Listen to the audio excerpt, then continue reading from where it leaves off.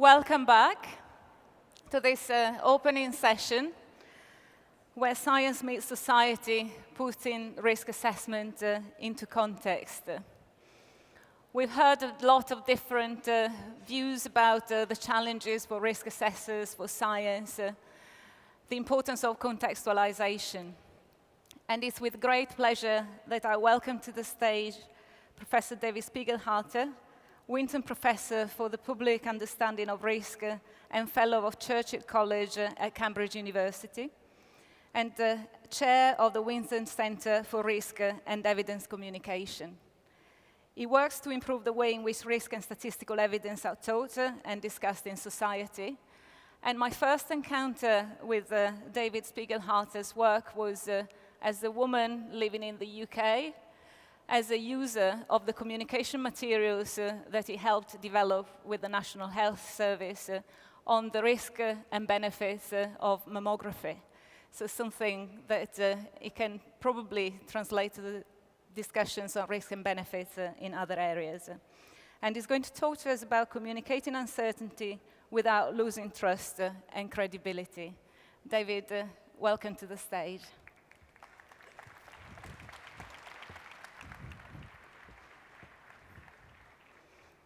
Thank you very much. Great pleasure to be here. And let me just start off by explaining that this is my center. We're philanthropically funded, and that's the Cambridge Maths Department, but I'm the only mathematician statistician. The rest are social scientists, 4 psychologists, 2 communication professionals, web designers. And I've just changed in the last few years my perspective on risk, communication, and evidence communication, that this engagement with social science is absolutely essential. So, but I, at core, am a statistician. And so I love numbers, and I get really upset when numbers are misused. There's an example, but I promise you that's going to be the last mention of Brexit. It's just too upsetting for me to talk about.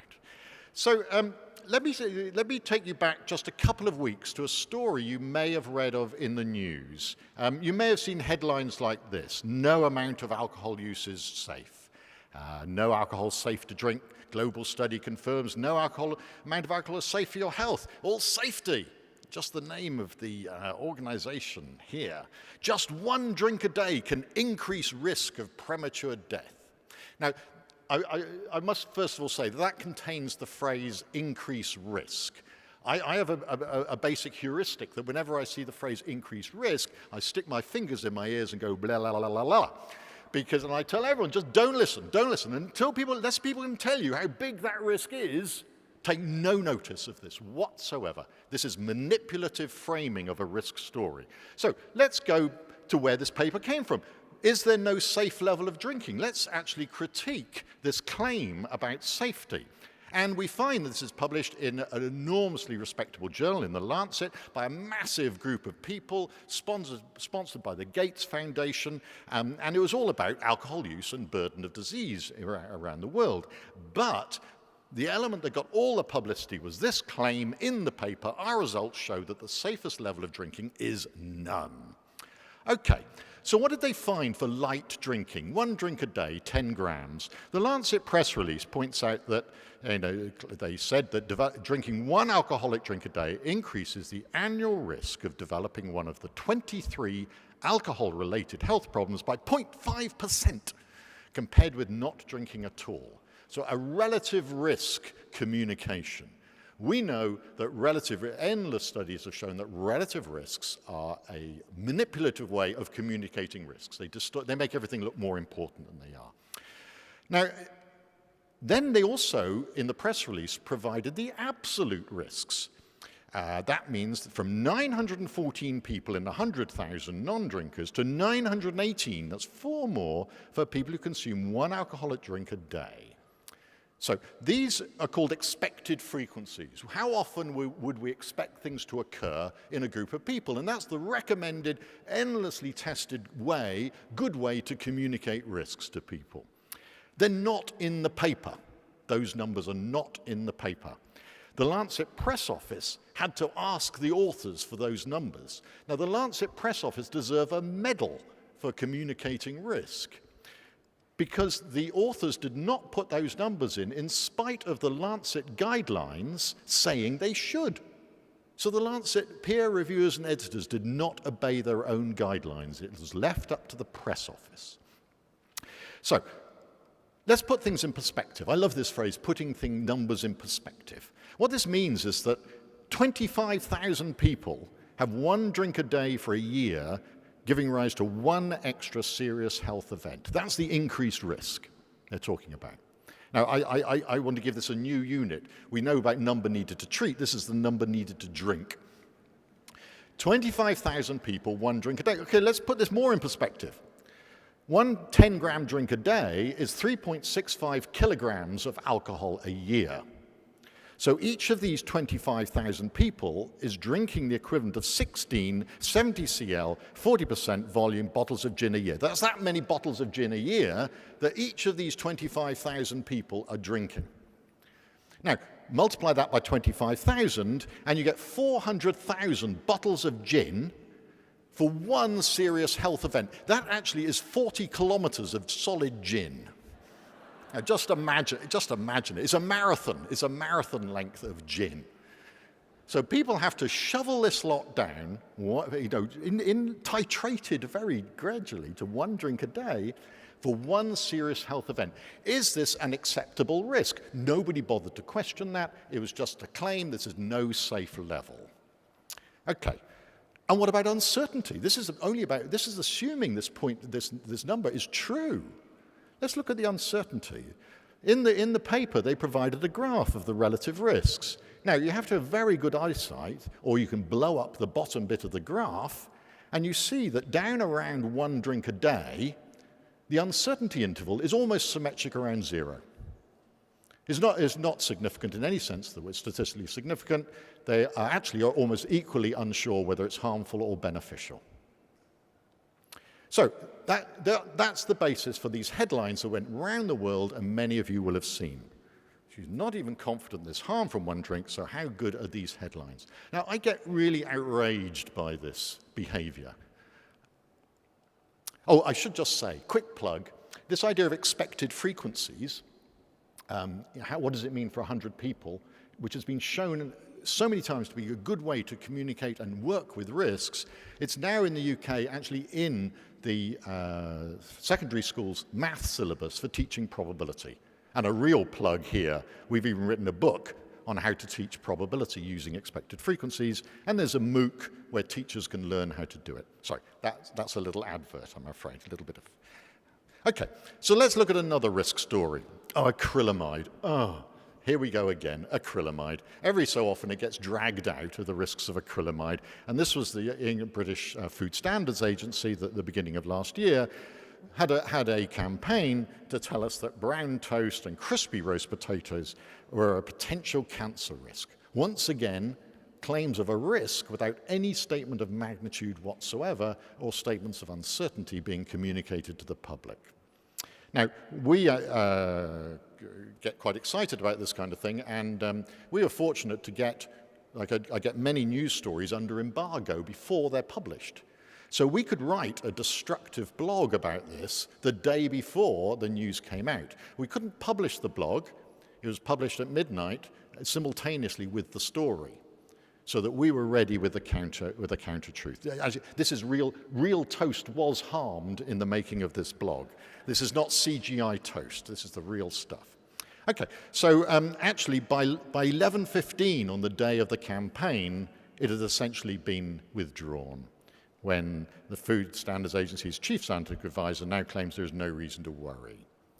So that was a very ill-judged campaign by the Food Standards Agency in claiming there was a risk when they could not give any magnitude or good evidence for the basis for that risk. Okay. Oh, and don't get me on to coffee warnings in Starbucks of California about acrylamide and the risk of coffee. This is complete nonsense. Okay, so what I would say is that we are full with manipulative risk communication. Every time we open the paper, and every day, You'll open the paper and you'll see a claim of an increased risk from something you eat, you drink, whatever are in our environment. Should we believe it? It's often not the fault of the journalists. I used to blame the scientists tend, it's the journalist's fault. It's not generally the journalist's fault. The journalists get the press releases. So it's a combination really of the press officers and the scientists themselves. So who can we trust to talk about risks? We've heard a lot about trust already, and I think trust is the absolutely crucial issue. I took that picture earlier this afternoon. Here we are, trusted science for safe food. That's on the stand just outside. Now, whenever I hear the word trust, and I recommend everyone does this, I should refer to Honora O'Neill, who's a philosopher of Kant. She's a wonderful woman, terrifying, but she's a real jobbing philosopher, a real roll-your-sleeves-up philosopher. She gets in there and really deconstructs what we mean by trust. And what her first claim, and this is, I think, this slide, if you want to take a picture of any slide, this is the one to do. This is the most important slide of the talk. She says that organizations should not aim to be trusted. They should not aim to increase trust. Trust is something that's given to us. We cannot demand it. What we should do is try to demonstrate trustworthiness. That is the crucial issue. She has had an enormous impact. In the UK, the statistics regulator for the whole country has made trustworthiness the #1 pillar for official statistics. Not aiming to be trusted, but aiming to demonstrate trustworthiness. She's got one aspect of trustworthiness is transparency. We've already heard the phrase from Bernhard earlier today about intelligent transparency. She's got this concept of intelligent transparency. This is the crucial thing to remember. If we're doing any communication, the information should be, here we go, 1, 2, 3, 4. Remember these, I shall test you afterwards. It's got to be accessible. People have got to be able to get at it. And it's got to be engaging. They've got to like to see it. You've got to want to read it. It's got to be intelligible. They have to understand it. It's got to be usable. It's got to suit their needs. They've got to be able to put it into practice. They've got to see whether it's important or not. And then finally, and this is the interesting one, it's got to be accessible.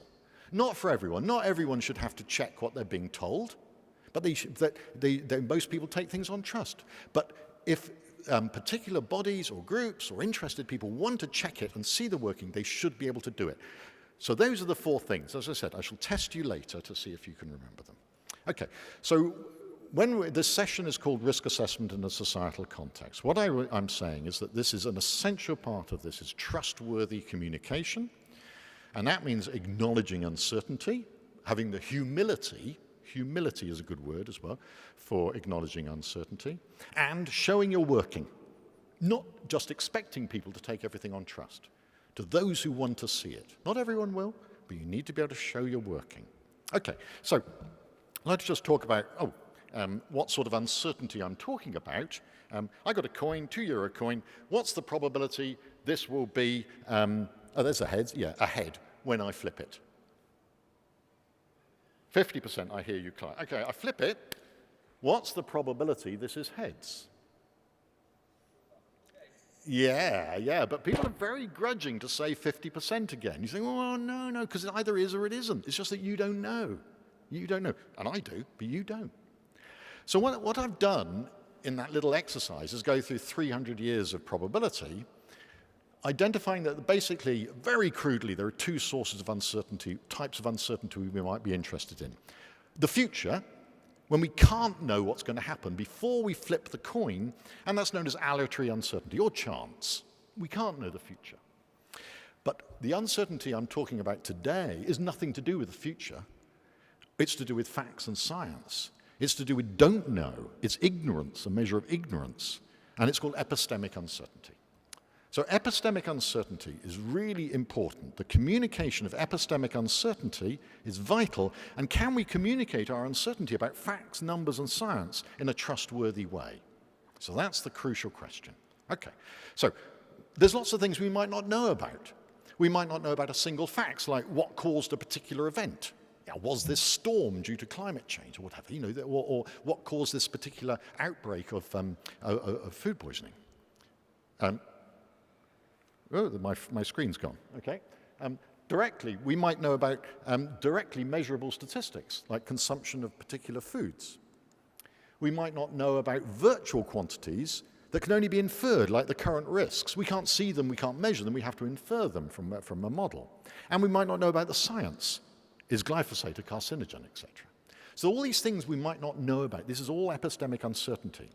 And if we say communicating uncertainty about a quantity, a number, there's many ways we can do it, many levels. We could give a full probability distribution. Rarely. We might just give a summary. It might be error, or we might just give a range of it. We might just use the term likely for a particular categorization. We might just say it's around about 200. We might just give a list of possibilities. You see, we're getting vaguer and vaguer. We might just mention the possibility that we might be wrong. Even mention the possibility of uncertainty. This is like the unknown unknowns. We've got to mention the possibility of error. Alternatively, we might just not mention uncertainty at all. And finally, we get to the real rock bottom, which is deny uncertainty. And believe me, it does happen sometimes. So let's give a look at what people do in practice. And we've been writing a review of this right across the area of official statistics, for example. Okay, so let's look at unemployment in England and Wales. So here's the BBC, a highly trusted body, reporting the Office of National Statistics, a highly trusted body as well. And they said that in January, UK unemployment fell, and it fell by 3,000. A clear claim. It fell by 3,000. That is what they say. No mention of uncertainty whatsoever. Well, what's the uncertainty around that? Okay, can we find it? Can we assess this? Okay, well, we go onto the website and we click through the website and eventually we find something right at the bottom on quality and methodology. So maybe it's in there. And then in a great big block of text, we find that the confidence interval is plus or minus 77,000. It's worse than the alcohol measures. They've got no idea whether unemployment went up or went down. And none of that has penetrated through the press release or into the media or into the public understanding. I think this is irresponsible. Actually, it's unacceptable, I think. Bank of England is a lot better. When they communicate their uncertainty, they use this idea of a fan chart. These are 30%, 60%, and 90% intervals for the future, but also into the past. It's nice because this is chance, this is future uncertainty here. This is pure epistemic uncertainty. What was gross in the past? Bank of England's great. They say we don't know what's going to happen in the future, and we don't know what's happening at the moment, and we haven't got much of a clue what happened in the past either. So, I mean, that's honesty, that's integrity, that's humility. This is what we want to see. So they communicate that uncertainty. Okay, so communicating epistemic uncertainty is becoming an object of research itself. How can we, if we communicate using these different ways, these different graphics, how do people respond? Do they lose trust in the source? And what we're exploring that, we first of all have to realize that there's two different levels for communicating. We can talk about the fact itself, or we can talk about the indirect. What is the quality of the underlying evidence? In the new Sept system, the front A is sort of the NUSA bit, and B is the pedigree. What is the basis for our claim?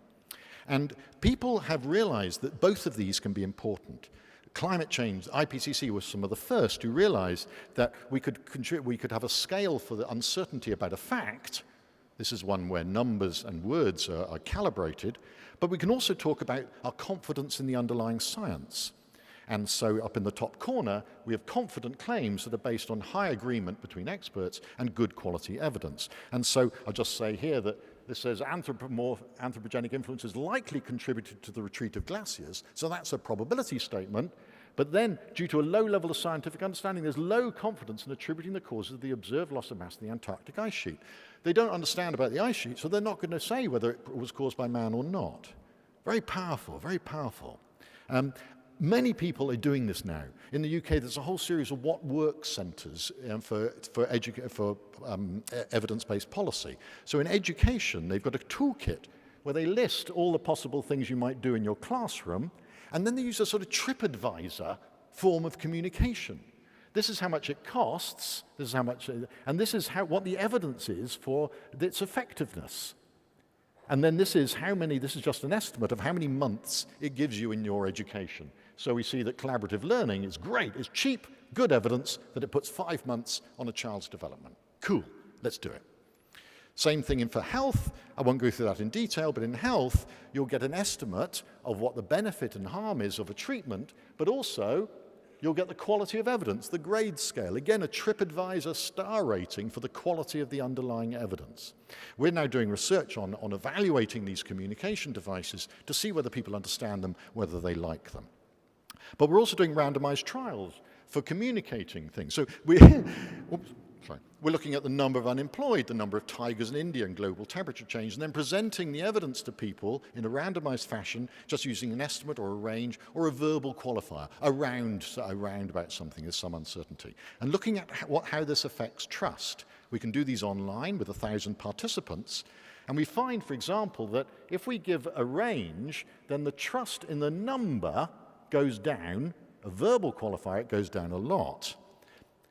But the trust in the source does not go down. I wouldn't say it actually goes up. So what we seem to be identifying here is that if we can give a confident expression of the uncertainty, trust in the source does not go down.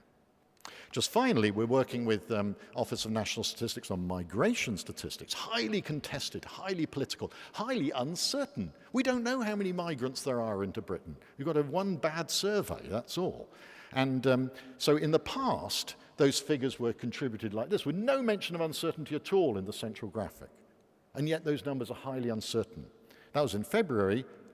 By August, now these fuzzy plots are appearing in an official communication of migration. Now, that only is a sampling error. The uncertainties are actually bigger than that, and that's the next stage to put those in as well. But what was interesting is that innovation went through without a lot of criticism. It went straight into the Sun, our most tabloid newspaper. So these are important ideas. They all need to be evaluated, but we can communicate uncertainty. So, to finalize, trustworthy communication of uncertainty, intelligent transparency, accessible, intelligible, usable, accessible. Say it after, I won't get you to say it after me, but just keep on, it's the mantra. We all should know that mantra. Be confident about uncertainty. I like the term muscular uncertainty. I'm uncertain. What are you going to do about it? Listen to audiences. Listen and test all outputs. I've learned that so much. I don't trust my judgment on any of this at all until I've tested it. And that enables you to preempt misunderstandings. Star ratings for underlying quality. I like this. Many people are doing it. It hasn't been evaluated.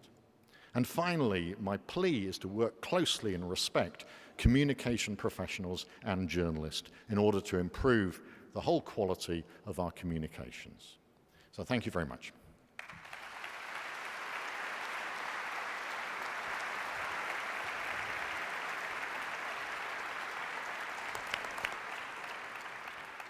Thank you very much, Professor Spiegelhalter, for a very entertaining talk about something that is very, very close to EFSA's heart. And I'll take away this muscular uncertainty idea and try and exercise this as many times as possible. Now, we got questions. So, in your view, which organizations working in food safety or similar fields are good at demonstrating trustworthiness? You can say EFSA. No, that's not fair. That is not fair. I'm not going to say, no, that is not fair. I'm not going to start doing a ranking of these things. All I would say is that, for example, in the UK, the Office of National Statistics has put trustworthiness as its central pillar for communication, and trust in them is very high indeed. Trust in scientists is very high indeed. As Tracy Brown later in the week will say, we don't live in a post-truth society. And there is a lot of trust in science. So I'm not going to do a league table. You can do your own, who you think does trustworthy communication. Yeah. Let's try and answer the second one. Acrylamide again. But EFSA and FSA point to very high concern at low MOE of acrylamide in our diet. How do you answer that? Well, very high concern, what, in the general public? Really? The reaction I got, there is among some pressure groups, you know, in California that got the Proposition 65 to influence this. I would love to see the evidence that actually people are concerned about their roast potatoes and their potato crisps and the burnt toast. Third and last one, acknowledging and communicating uncertainty should increase trustworthiness. Tony, thank you, Tony. That is the most important question. That is, because can we persuade scientists to be open and honest and humble if they then just get a barrage of criticism? No, and people dismiss them. No, this is the crucial question. Now, and that's what we're working on. We've got a whole grant to work on. Can we do this without losing trust? I believe, naively perhaps, that we can. But it has to be done carefully. You don't just say, oh, we don't know. You know, just because we don't know everything does not mean we don't know anything. We know a huge amount, and we can be confident about what we know. But there's always things we don't know. And the evidence seems to be, and well, we've got to do much more on this, of course, is that if you do have that confident communication of uncertainty, and you've really evaluated how you're doing it and tested it with audiences, that this will not, we hope, reduce trust and credibility. So that's, that is my naive claim. But so far, I think we're on good ground. And the main thing is that the correct way of dealing with people who exaggerate and make fake claims and contest the science, I do not believe the correct way to counter that is by being even more exaggerated and overconfident and overclaiming.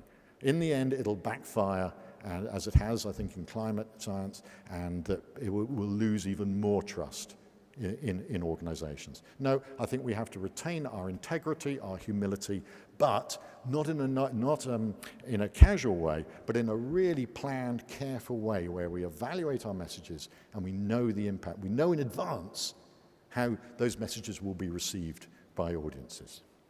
Thank you very much.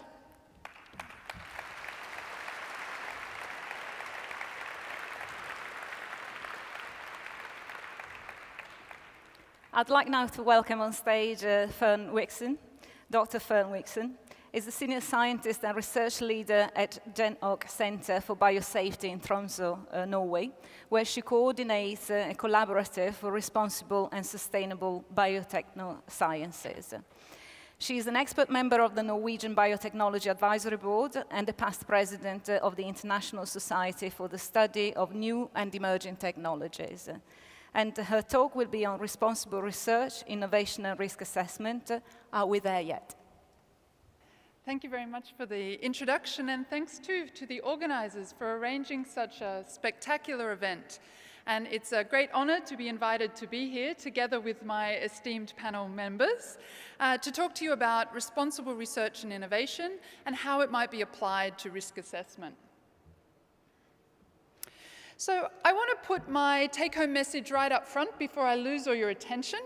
So my message today is really that implementing principles and practices of this idea of responsible research and innovation can help us to put risk assessment in context, and that putting risk assessment in context can help us better understand and address the sources of controversy. But at the outset, I do want to say that I don't believe that there is a crisis of trust in science. I don't believe we're in a post-trust society. Just look around us. Look at this incredible technological equipment that I'm using to communicate to you, that is also being streamed online with Twitter questions and so on and so forth.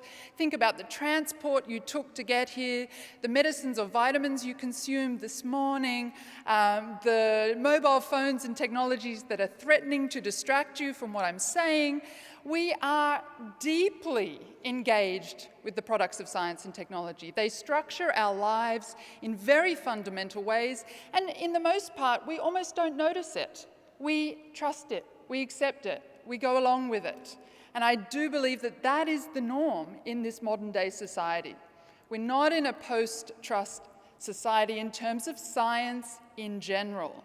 But what we do see is that there are certain areas, certain realms, certain pockets in which conflict, tension, disagreement does arise. And what's really interesting for me is to ask, what's going on in those cases? In those cases where we're not automatically integrating that science and technology into our lives, why not? What's happening? What's unique in this situation that's creating tension and conflict? So an area that I've been working in for almost 2 decades now is the source of conflict related to GMOs, to biotechnologies, and the whole controversy that has arisen in this field. And this field became really interesting to me because I grew up in farms and on agricultural research stations. So I was really aware of the role of research and innovation in the future of agricultural development. But I was also working with environmental movements on different campaigns. And so when GMOs arrived on the scene, I had my people working in agricultural innovation telling me this was a fantastic development, had great promise to advance the future sustainability of agriculture. And meanwhile, I had my environmental movement colleagues telling me that this was a technology we should absolutely not embrace and we should be deeply skeptical of. So I decided that I really needed to do more research on this field to decide for myself how I felt about GMOs and to understand what was going on. And because I had a background in biology and political science, I decided to study the decision-making process, and particularly the quality of the science that we had to make decisions about the use of GMOs, particularly in agriculture. And what I learned through years and years of research in this field was that risk assessment was being given an authoritative voice in decision-making. So decision-making was saying the primary aiding tool we have to make our decision on GMOs is this idea of risk assessment based on science, but also that risk assessment was treating GMOs in isolation. So risk assessment looked at a particular GMO as an isolated object or entity, separate from the system in which it was operating. And they were asking questions that were about, is this particular isolated entity of a GMO, is it harmful to human health or the environment? Interestingly, though, what I saw was that members of the public were not seeing GMOs as isolated individual entities. They were seeing them within the context of agri-food systems, the systems in which they emerged from and the systems in which they perpetuated. And in doing so, their concerns were much broader than just questions of safety. When they took a systems-based view of this technological innovation, they were asking questions around things like the concentration of power and capital. Where in the system is power being concentrated? Is that desirable or not? They were asking things like, is intellectual property in the form of patents, is that legitimate? Can we legitimately own living organisms as human inventions? There were concerns and questions around the character of human-nature relations at play, in terms of GMOs being seen as a very domineering and controlling kind of relationship with nature.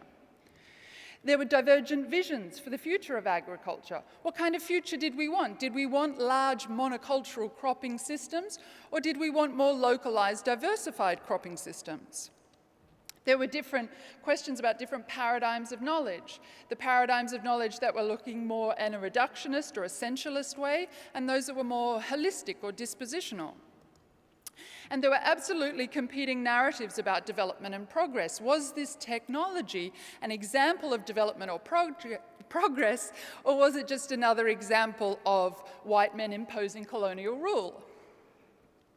So all of these things showed me in a very clear way that the social, the cultural, and the economic context of the innovation and its historical legacy and memory is important. It matters. It makes a difference to how people relate to that innovation, and that there are questions well beyond safety that are of interest and concern to people.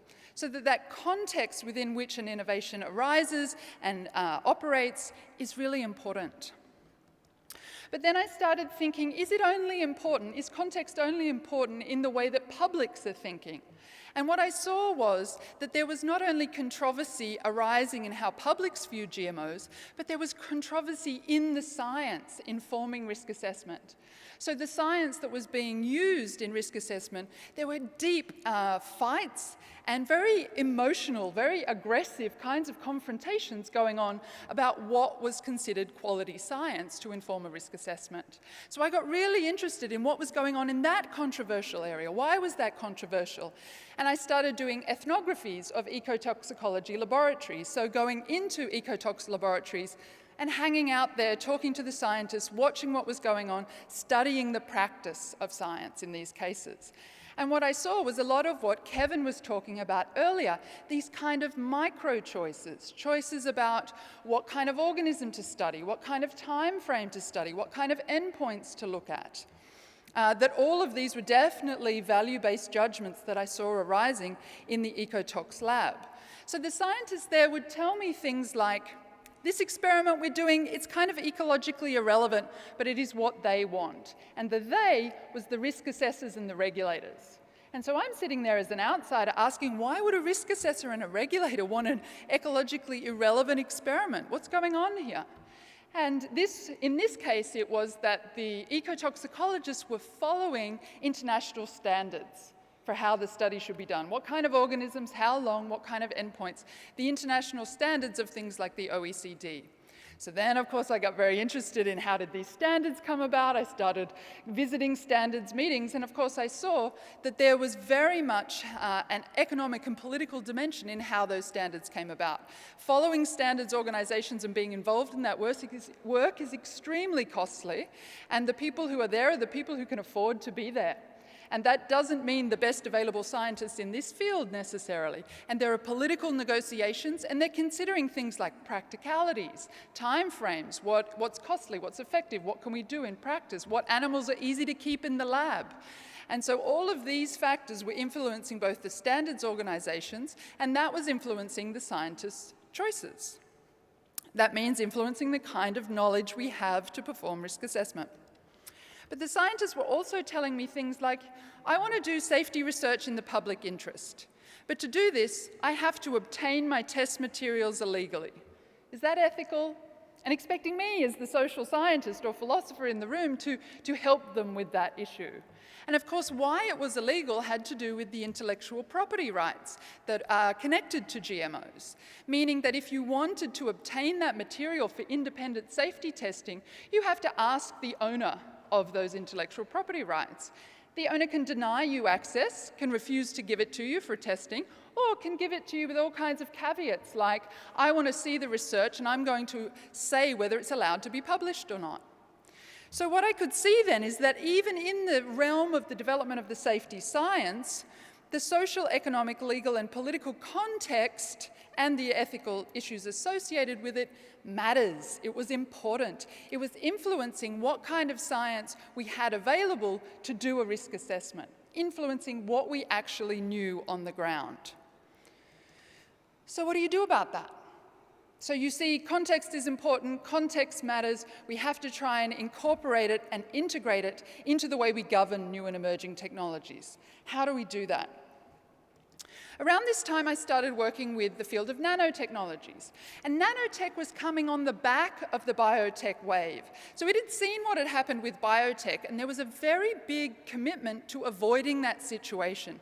There was an idea that in the biotech case, there was enormous investments of time and money and energy that developed products that ultimately society rejected. And that nanotech coming on the back of that felt that that was something they really wanted to avoid. And so both scientists and funders were starting to talk about responsible development of nanotechnology, which meant having conversations with society at a much earlier stage. And since then, the concept of responsible research and innovation has really exploded in Europe. It's well beyond nanotechnology. In fact, it's now a cross-cutting theme of Horizon 2020, meaning that all European research funding and all projects funded in Europe need to have some kind of relationship to this idea of RRI, or responsible research and innovation. Okay, but what is that? What are we talking about?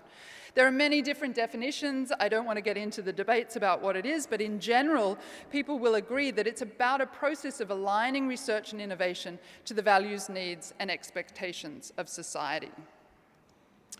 There are many ways in which this is made concrete. I'm going to stick today to the European Commission's definition of how to do this in practice, which is around the concept of keys.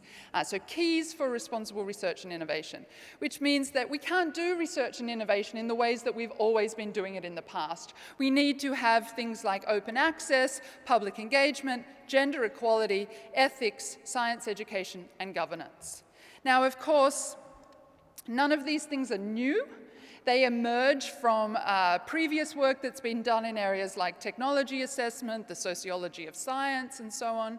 But what the concept of RRI does is put a kind of umbrella over all of these. It gathers the learning that we have from these different fields about what's important in terms of having responsible research and innovation and puts them under this kind of umbrella. Now, when it was first emerging, the concept of RRI was really about moving the conversation between science and society upstream. And that means in the innovation process, not waiting until you have products on the table ready to go to start having a dialogue about whether this is good or bad, but to actually start talking about those issues upstream in terms of what kind of science we fund, what kind of science we do. And so moving it upstream in the innovation cycle. And indeed, that's kind of still where the concept is being applied. So in a very large new project that I'm a part of, the New Horizon project, it's looking at all of the funding programs in Europe for research and asking how is this concept of responsible research and innovation and those different keys being applied in the funding of research and in the research itself. But what that means is that there's really a wide open space here in the downstream to be thinking about responsible research and innovation. And that's exactly the space where risk assessment operates. So risk assessment is done once products are available and on the table. And so what we haven't seen yet is an integration of these concepts of responsible research and innovation under that umbrella in that space. So I think it's really interesting to think about what would it look like to integrate these keys more into the work that you do on risk assessment. What would it look like to have public engagement, open access, and things like gender equality in risk assessment? And we've already heard a little bit about these kind of issues today, but you could think about public engagement in things like setting protection goals and endpoints, in defining guidelines, in handling uncertainties, in deciding the starring scale of the qualities of uncertainty, for example. We could be talking about open access to test materials, to safety science, to dossiers, to the process of risk assessment itself. And in gender equality, we could be talking about gender equality in the science that's done, in the expert panels, in the conference panels, not to point it out, and also in the types of questions and issues that we're asking. So it's not just about having women in the same numbers, it's about asking questions that might be relevant to different genders. And this is something that I've been doing a little bit of work on recently, particularly in connection to another key that is the ethics key.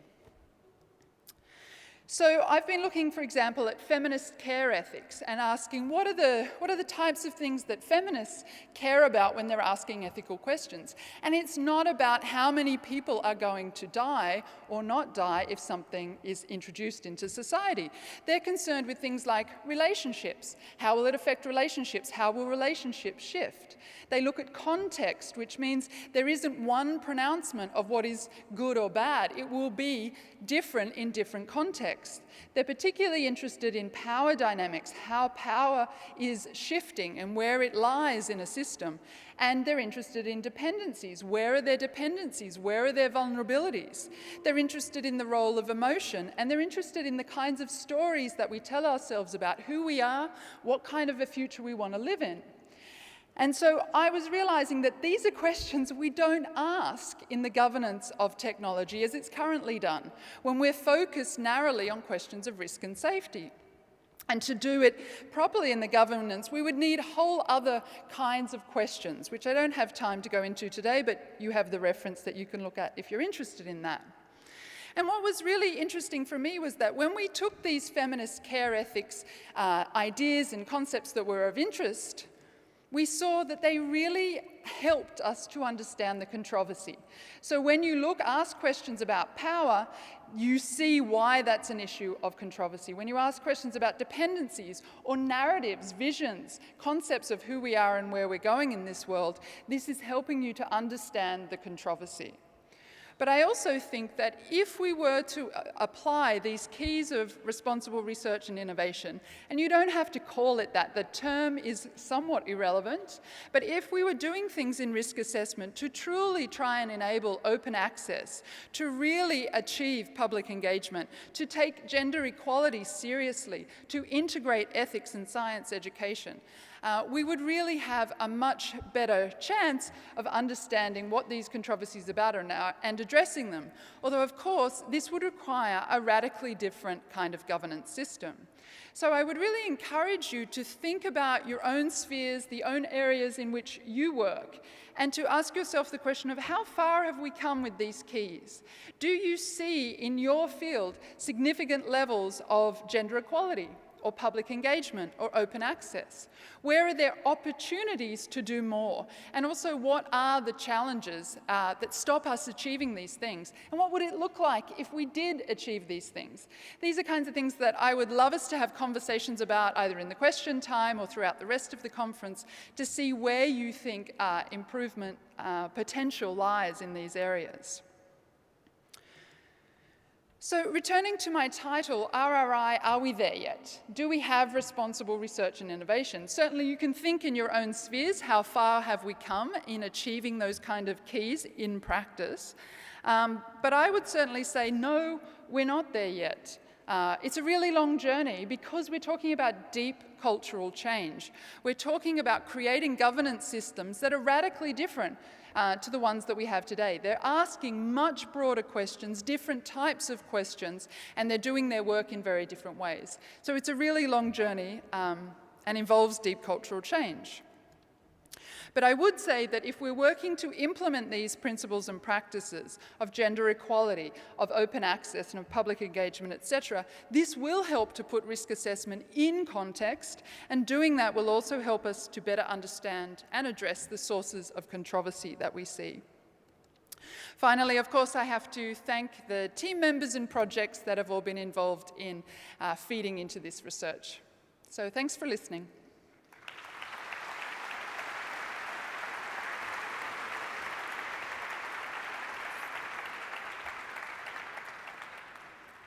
Thank you very much.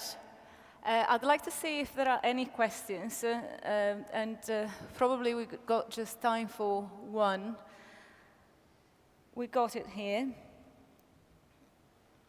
coming up on my screen. Is or should there be a difference between basic and applied research in terms of RRI? Shouldn't basic research be allowed to ask any question? Really great question, comes up a lot in discussions of RRI, and it's really valid and relevant. I think you could have RRI in different levels and different degrees for basic or applied, but I'm not sure that I would say that you don't need to be considering these principles of RRI for basic research. It depends how you do your research. You could say, shouldn't we be allowed to ask any question? Well, in practice, yeah. If you're using taxpayers' money, maybe not. Maybe it's not okay to ask that. Or you could still pose questions around open access. Maybe basic research still needs to be engaging with principles of open access. Or gender equality. Maybe gender equality is equally important in basic research. So I think we probably do need to engage with the concept of RRI in different ways for basic and applied, but I don't think basic research escapes the need to do things slightly differently. Thank you very much. Thank you.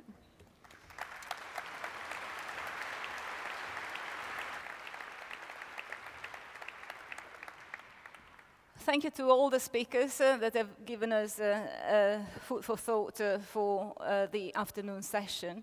It's now time for me to hand over the responsibility for chairing the next part of the session to Frederic Simon.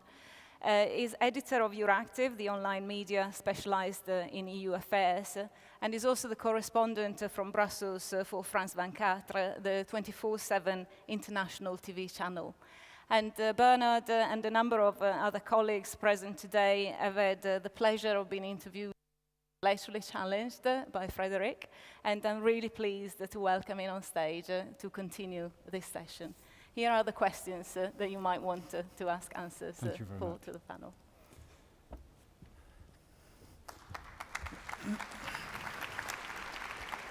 Hope the microphone works. Yes.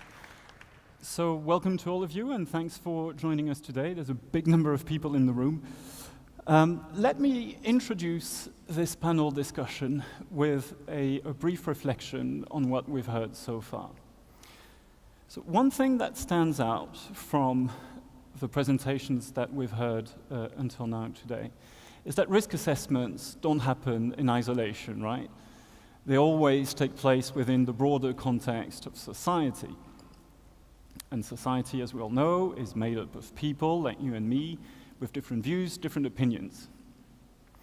And so what that means in practice is that risk assessments will always be subject to different interpretations, depending on what these views and opinions are. And this is why risk assessments will also always run the risk of being politicized because of those views and opinions. And that's a fact of life, something that we need to accept, especially the policymakers, and deal with.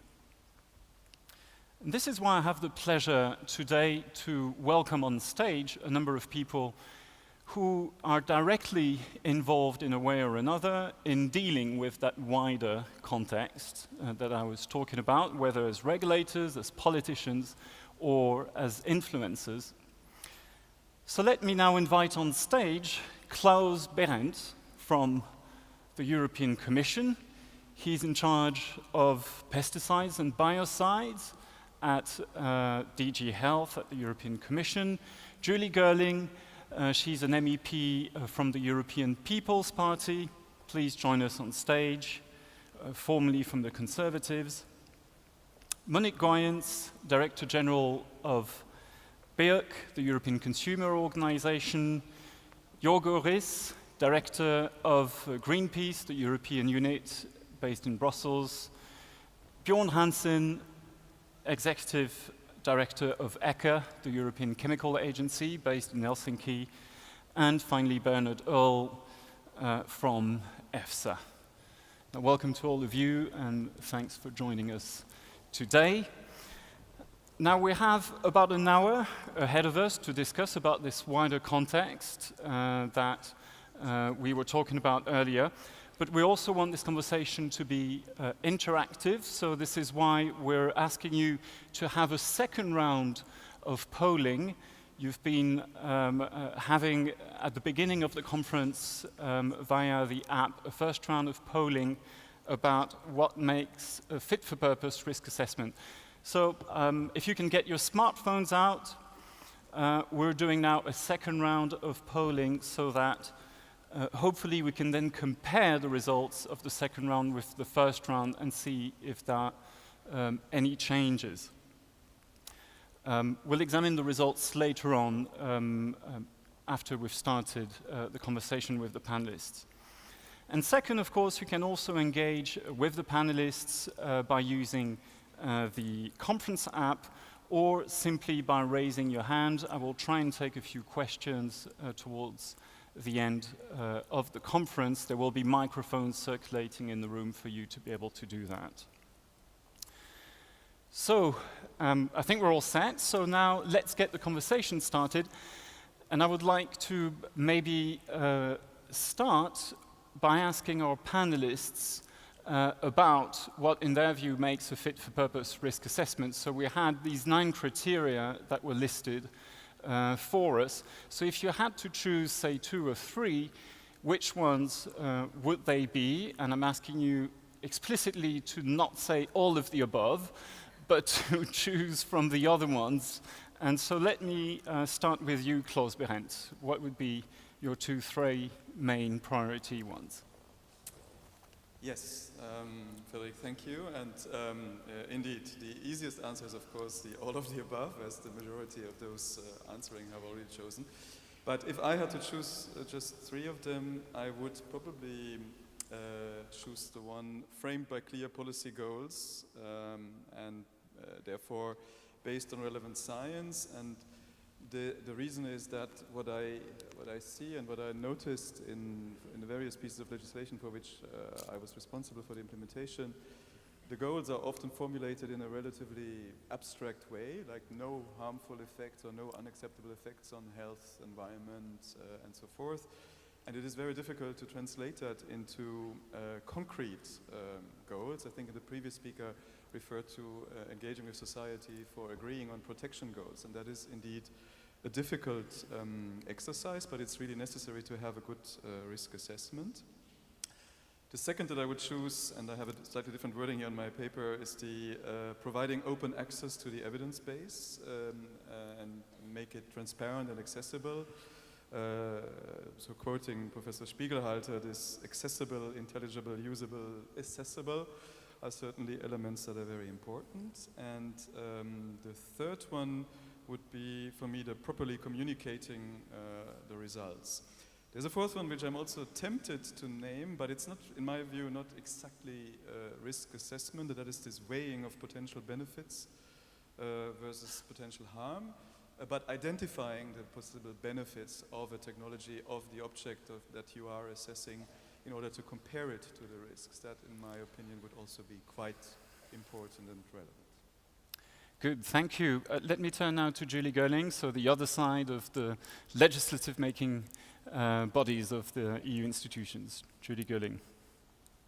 Yes, so perhaps it comes as no surprise that I would choose different things, because my place in the process is as a politician, so I'm one of those people that uses, and as many people here would think, misuses information to make points, because what is a politician if not someone who has an explicit and stated and publicly known set of values, I guess.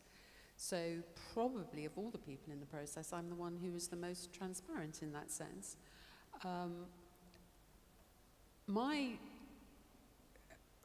first one is reliable science, and for me as a non-scientist, I guess it's pretty obvious why I would choose that. I choose it because I like to think that the scientific data is all reliable, but I have been taught over the years that that's not necessarily the case. It doesn't mean it's untrue, but the way in which it's presented to me may not always be reliable, and I think there has to be a distinction between those two.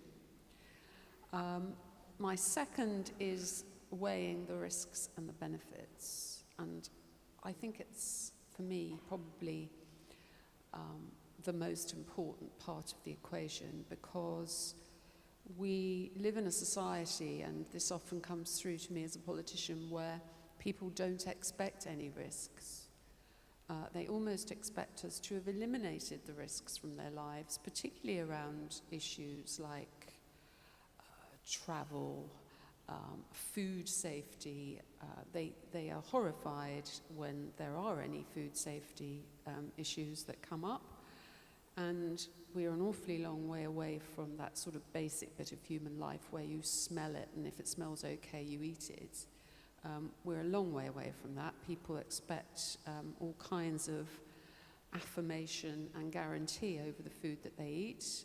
I'm not making a judgment on whether they're right or wrong. That is just a fact.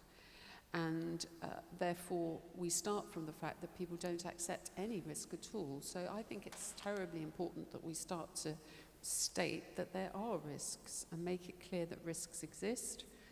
But in order not to induce mass panic, of course, we have to make sure that that's weighed up against the benefits.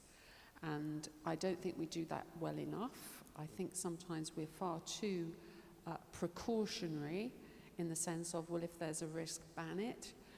I think we should let people be more grown up and assess the risks, so long as they understand against the benefits. And my third would be to involve society. Again, it's a big generalization. How do you involve society?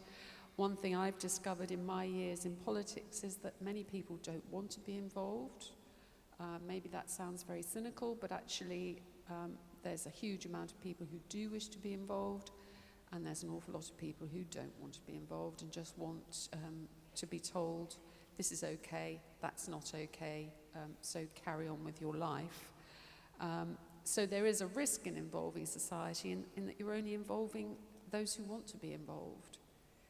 And whilst you may say, well, fine, they're the right people to involve because they'll be better informed. Well, I don't always agree with that. Sometimes they have agendas, and we need to broaden out and involve people more generally. Thanks, Trudy Gooding, for that. We'll have plenty of time, of course, to come back to this issue of involvement. Let me turn now to civil society people, starting with Monique Goins from Berg. Yes, good afternoon. So my name is Monique Goins. I'm representing BEUC, the European Consumer Organization. If you ask me for what I would vote, I would, of course, from the consumer perspective, vote for the full cocktail. I think this is a very nice combination of elements. But if I had to prioritize, then I would really choose those elements that are really going into more openness to society. And when you look at the whole system, be it food safety, pharmaceutical safety, chemical safety, general product safety, it is all about deserving consumer trust. It's the assessment, the management, and the communication of risk is key to have this consumer trust. And I think that David has used the word trustworthiness, which I like very much, because in current society, you cannot ask for trust, you have to deserve it. And this is something which is very important, because in an earlier speech in the first session, I heard somebody complaining that there is not enough respect for scientists. This is not the way it works.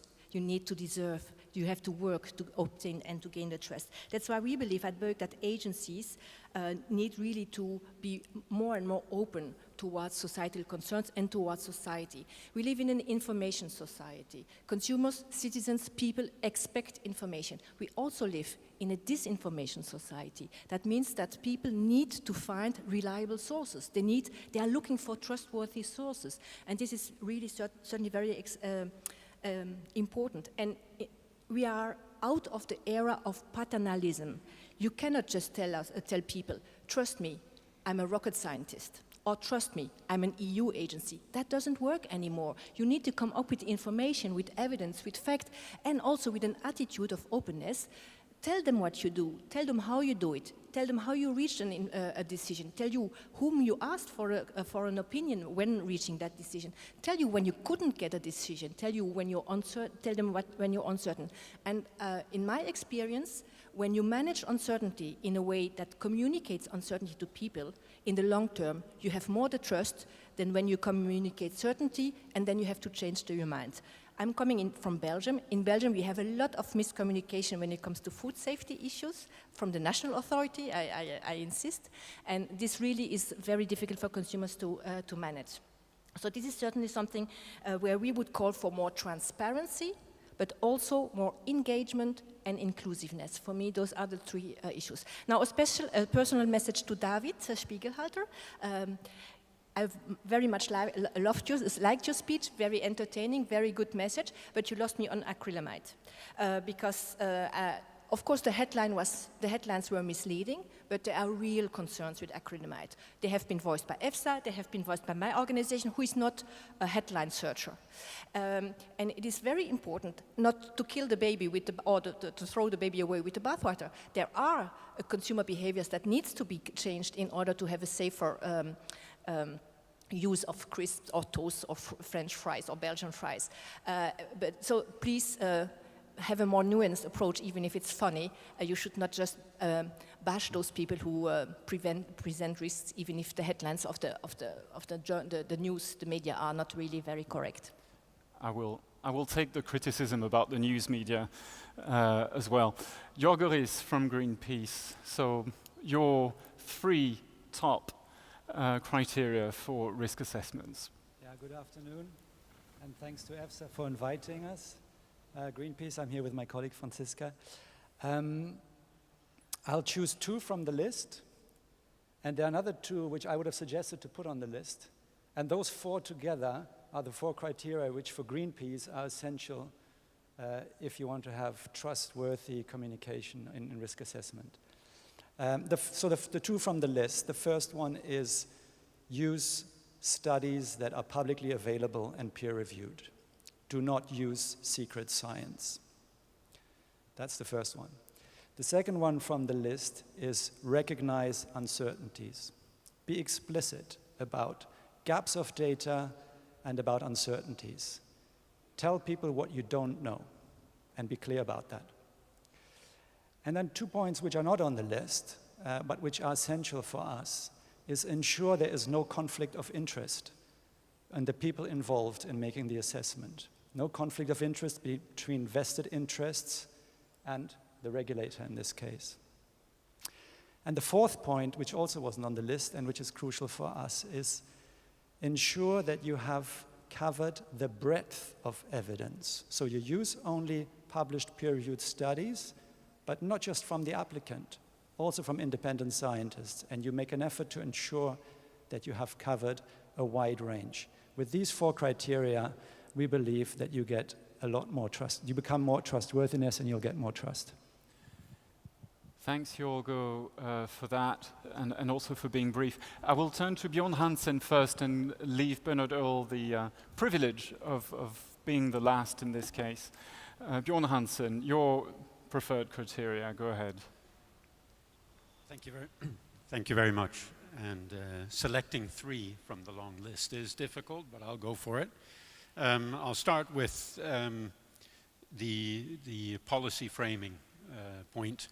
I don't know if it's possible to get the points up here one more time. Could we get the we have them. Even the results of the second poll? We could get it up. I would say I would exemplify each of my 3 preferences to keep it not only at a generic level, but show also how I would see it actually meaning something. This also means that the policy part needs to tell the scientist or the risk assessors or the agencies, in Bernard's and my case, what question do they actually want answered.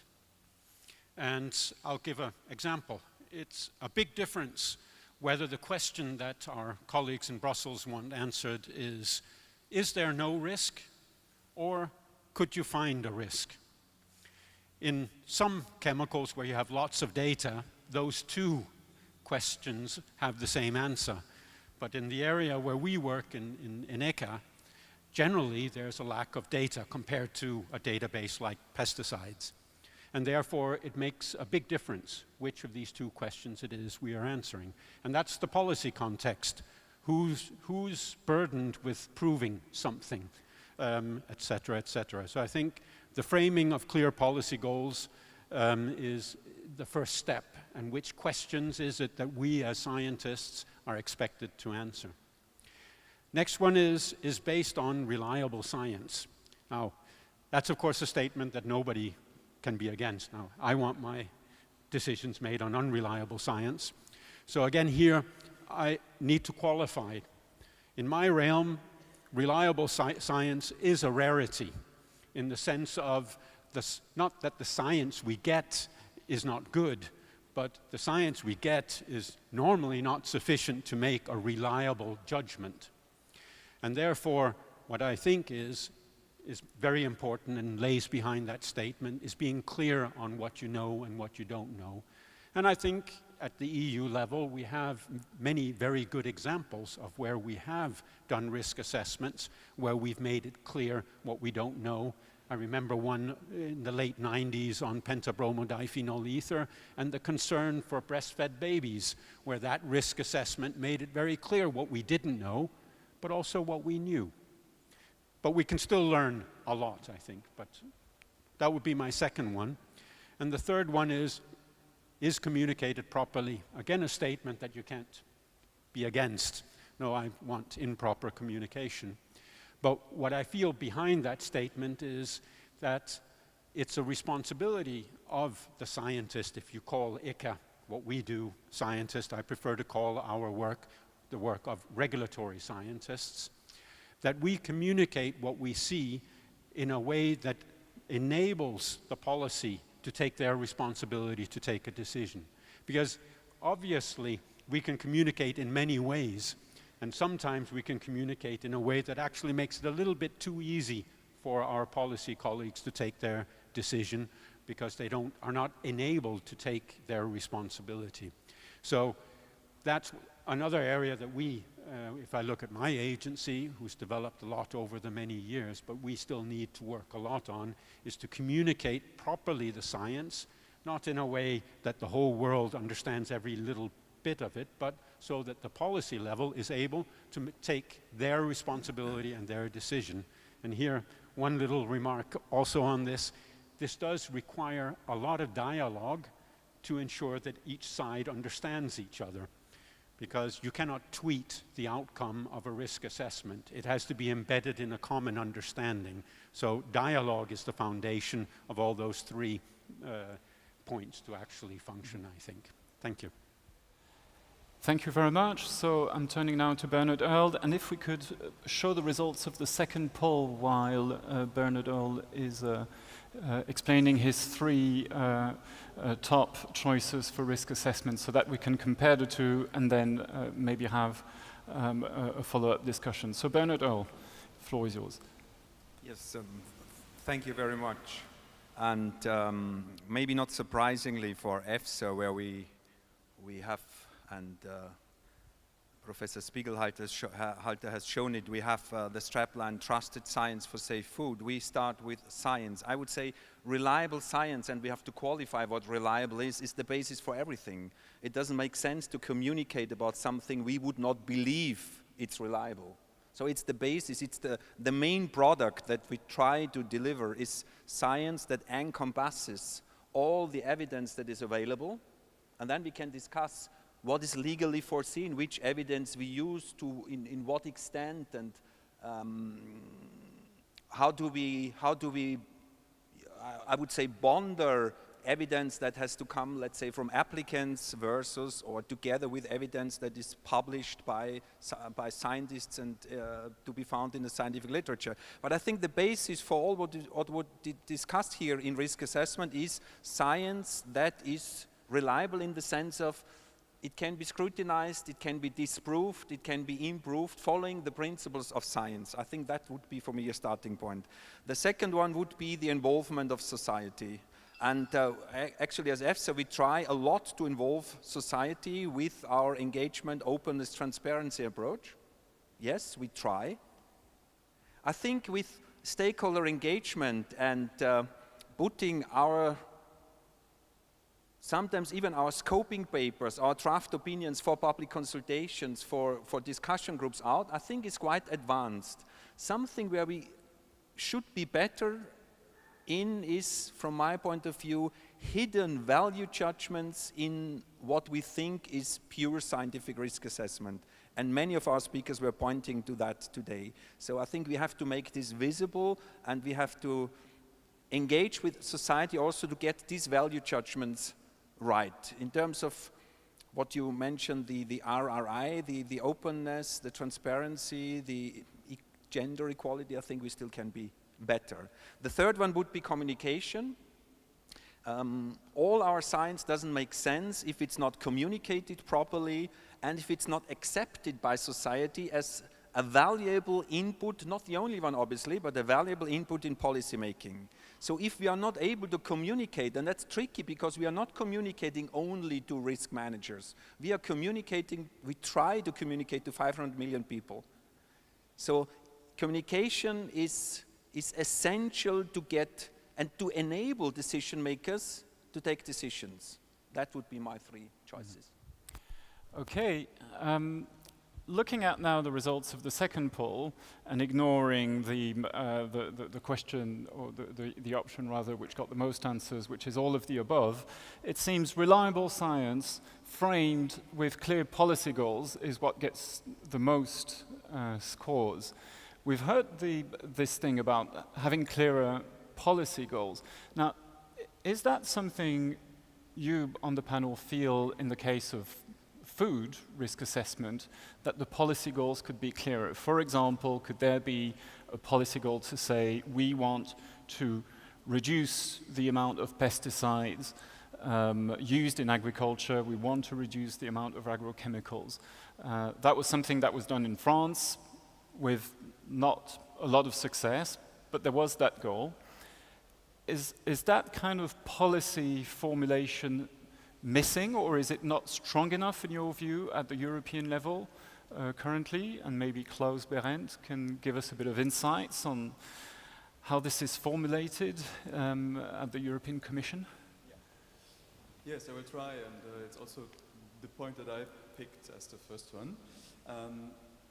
And I don't want to comment so much on what the example that you gave, Frederick, is reduce pesticides use, because I mean, as a chemist and knowing a bit about toxicology, if you use a very small amount of a very active substance, you can create much greater damage than using a bigger quantity of one that's not so active. So I don't want to tie it to the actual volumes or quantities. But the policy goals, let me come to that, and I'll give you maybe one example as an illustration. So the pesticides regulation says that pesticides can only be approved if they have no unacceptable effect on biodiversity. And the regulation doesn't say what that means. And trying to define that in the form of guidance or in the form of policy papers together with member states and stakeholders is very difficult. As an example, let's take herbicides. Herbicides, of course, have some form of an impact on biodiversity because they are made for that. They are made for removing certain plants from the field that the farmer doesn't want. And then the question is to be defined how much of that is tolerable and what are the recovery times and so forth and so on. So there are a lot of details that need to be more clearly specified so that the risk assessors actually know what should they compare the data that they get to, and also to define what kind of data do we want to see in the dossiers that are submitted for applications for approval. And there indeed, and I'm very happy that Björn also chose that one as one of his 3 favorites to make it clear that we all understand what are actually the goalposts that we are working towards to, and if that basic understanding is not there, then of course there can be no agreement on the outcome of risk assessment. So if I understand correctly, you're saying the Commission is not alone in defining where these goalposts are, and that maybe contributes to having policy objectives which are not clear enough. Obviously we are not alone in that. I mean, there is this image that we can just decide as we wish, but that's not the case. I mean, we are bound into structures, and very well so, where we have to work closely with member states and stakeholders from all sides in order to try and find agreement, because otherwise the decisions that we propose will also not be carried. Monique Wayans, you wanted to say a word about this. I mean, about clear policy goals, I mean, this is about what type of agricultural production and food production do we want in the future. And I think, Bernard, you wrote an article earlier this year in Nature where you really say this is a discussion that needs to be held. It's not the Commission who should hold it. I mean, it should be part of the decision making, of the policy making. So do we want to produce more with less, or do we need to produce more, in fact? Do we have to prioritize waste management rather than producing more for the European and the world population? So this is the type of discussion that needs to involve all stakeholders, including, of course, consumers. And for the moment, there is maybe that the agenda, and this is not a criticism, it's just how we see it, maybe it's a little bit too much driven by agriculture. I mean, we speak about a common agriculture policy, not by a common food policy and by industry. So it's also maybe not enough resources for public research, for public investment in research, because of course there is a lot of industry research that is available, and we're not saying that it's wrong or fraudulent, but it's biased by the fact that the objective of the industry is to create new products. It's not necessarily to promote safe food per se. Let me ask you, Monique, yes. In essence, it's a question of governance and to define those goals. Who, in your view, should take the lead in this governance at the European level? Should it be the European Commission? Should it be EFSA in the case of food? Somebody needs to take the lead. Well, that's a good question. Well, I wouldn't say EFSA should be part of the conversation, of course, because they can provide, let's say, the substance that can guide. Sorry, there is an insect around me. insect as food. That's another discussion. Of course, this should be done by policymakers. This is a political discussion, but it should involve, of course, the European Parliament. It should involve civil society representatives, the environmental groups, the consumer groups, the public health groups. So it's a broad discussion. Cannot be a short-term investment, of course, but this is the type of courage that we should have to ask the nasty questions or the difficult questions and to see whether we can follow up with decision-making there. Jorgoris, on the policy framework, how to define the goalposts? Yes. The policy framework should be set by the European Parliament. Primarily, those are the closest thing that we have to democratic representation. The role of EFSA, since we're here in EFSA's home, should really be to make clear what they know, what they don't know, what studies they have based themselves on. I don't think that a clearer formulation of policy goals would get EFSA out of the problems that they're in at the moment. I mean, to take a concrete example, and Dr. Ull mentioned this in his introductory speech this morning, the parents who want to know about the pesticides in the fruit and vegetable.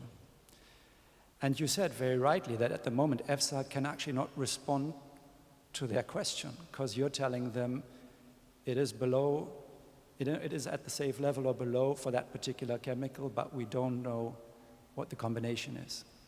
Now, your press department does not say that as clearly as you said that this morning, because the EFSA press department celebrates annually these residue studies from the EU, where you say, great, we've done samples and we found that 50% of fruit and veg roughly contain pesticide residues, one or several, but for 97%, there is either no residue or it's below the safe levels, so all is fine. That's the impression you get from the press release. So to come to your question, this policy framing, that needs to happen, you know, that overall we need to get away from synthetic pesticides, and that EFSA and all the regulators are in a trap because they give the green light, then we get more data, we find out there's a problem, that pesticide gets removed, another one comes on the market, it's a merry-go-round, you know, we don't get out of it. So that decision needs to come at the political level. It needs to be democratically justified. But for EFSA to become more trustworthy and for EFSA to do its job properly, recognizing, maybe stopping, saying, this is what we found on pesticide residues in food, full stop. Don't let your press department celebrate and come out with this 97% number, because people feel, I think people might feel that you want to fool them, because they stay with a sense, well, yeah, there's pesticide residues, and you're telling them, but 97% is fine. That's basically how it comes across. So I think your speech was very good on that point, and I think that's a concrete thing to put into action straight away.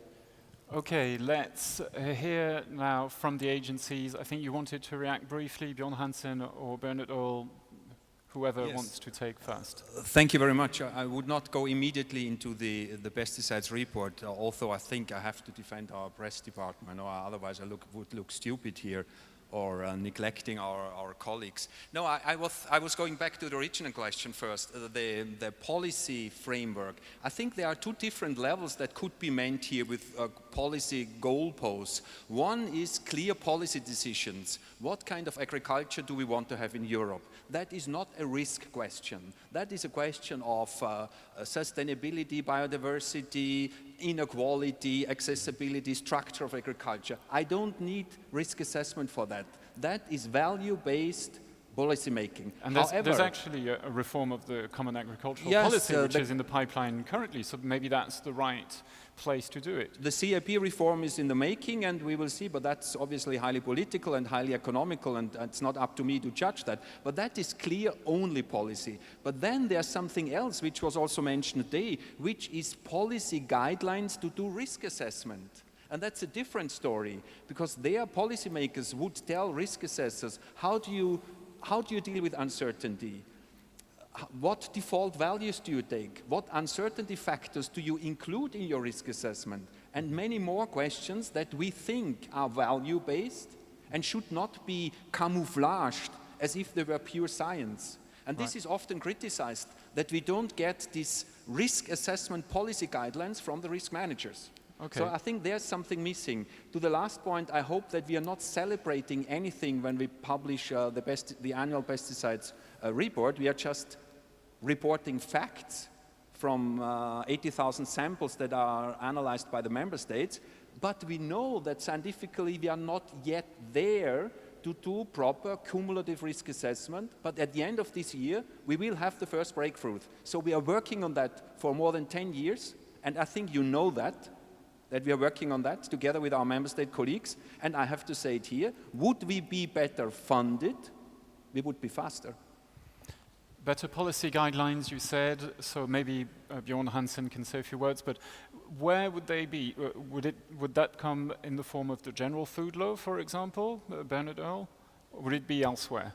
No, I don't think this would be found in a general food law. I think this could even be done by the risk managers like the Commission. I don't think that would be something... So a general set of guidelines? Yes, that would not be so basic that the Parliament would have to be entangled with that. Bjorn Hansen? Could see it differently. Bjorn Hansen, your views then about the policy framework? Yeah, I'll come with one comment, which was what I originally wanted to say, and then something about this policy, the implementation, and the communication between risk assessment, risk management, and how it plays out in risk assessment methodologies. I mean, from a industrial chemicals perspective and biocides, which is what we do in ECHA, so I can't really comment on food and exactly its application, how it's done by EFSA, that's Bernard. But I see analogies between common agricultural policy and the discussion on what kind of a food policy do we want, and the whole discussion on circular economy, and what kind of waste do we want, and do we want to recover. And these analogies at a higher level in terms of what is our objective, I see a lot of parallels. So if I comment from that angle, then what I see on chemicals, and here I dare say it looks similar in the pesticides and some of the other regulations area, is we have two types of goalposts that we work to. One is, please, scientific agency, let us know if there is a risk or whether you can say there is no risk. So basically determine some line which is effectively a concentration limit below which you're not so worried.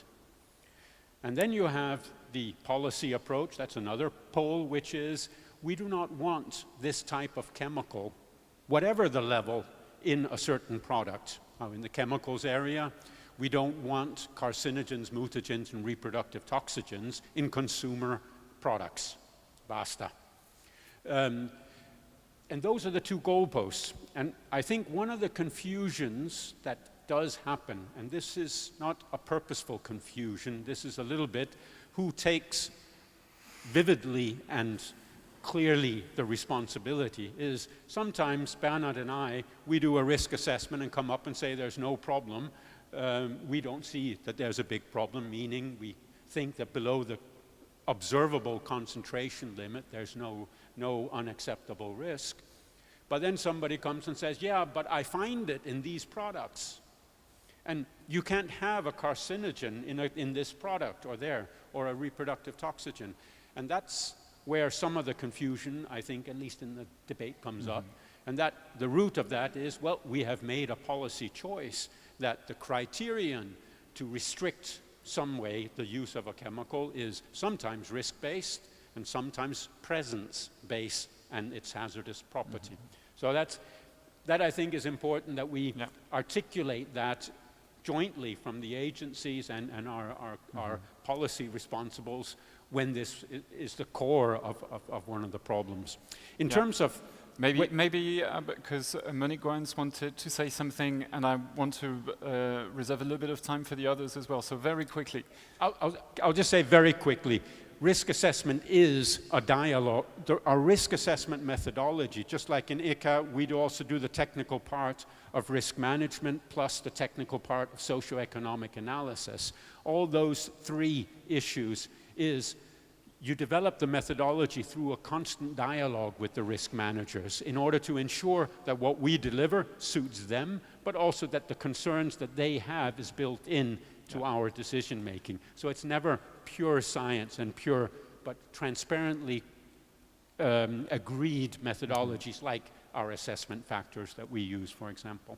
Transparent Thank dialogue indeed. Monique Grayens, you wanted to say something? To react to the level of risk that is acceptable, because from the consumer perspective, I mean, we live in real life, and so for us the relevance of a risk assessment is also to take into account chemical mixtures or cocktails. I know that EFSA is working on it, but for us it's important the low level of exposure is maybe just in one silo of your procedure, but you have to see that for consumers you can be exposed to different, to the same or to a cocktail of different substances that can then be much more risky than individually. And chemicals turn up in places where they were never intended to be. And that's also not taken into account in these assessments. That's indeed the issue that Bjorn Hansen raised. Let me now maybe open a new discussion. Most of you mentioned transparency as a basis. Jorgo Riss, you mentioned that as your number one, and the others all mentioned it in a way or another. Now, we do have a proposal on the table, which is the General Food Law, where there's a big improvement in transparency, which has been proposed by the Commission. Bernard Earl, when I interviewed you a few months ago about this, you said it was almost a sea change when it comes to transparency. There will be no secrets anymore. All the data will be available on a database, and anyone can consult it. So I would like to ask you, the panelists, what you think about that, whether you think that proposal is also fit for purpose, this transparency proposal. Maybe Julie Gerling, you want to get started with that? Not really, because I don't want to preempt. We haven't had our initial discussions in the European Parliament on it yet, and I don't particularly want to preempt those discussions. But your general feeling is, you know, what the Commission put on the table was, okay, let's publish everything. Is that something you would agree with? I don't think anyone's going to say that they're not in favour of more transparency. There are arguments.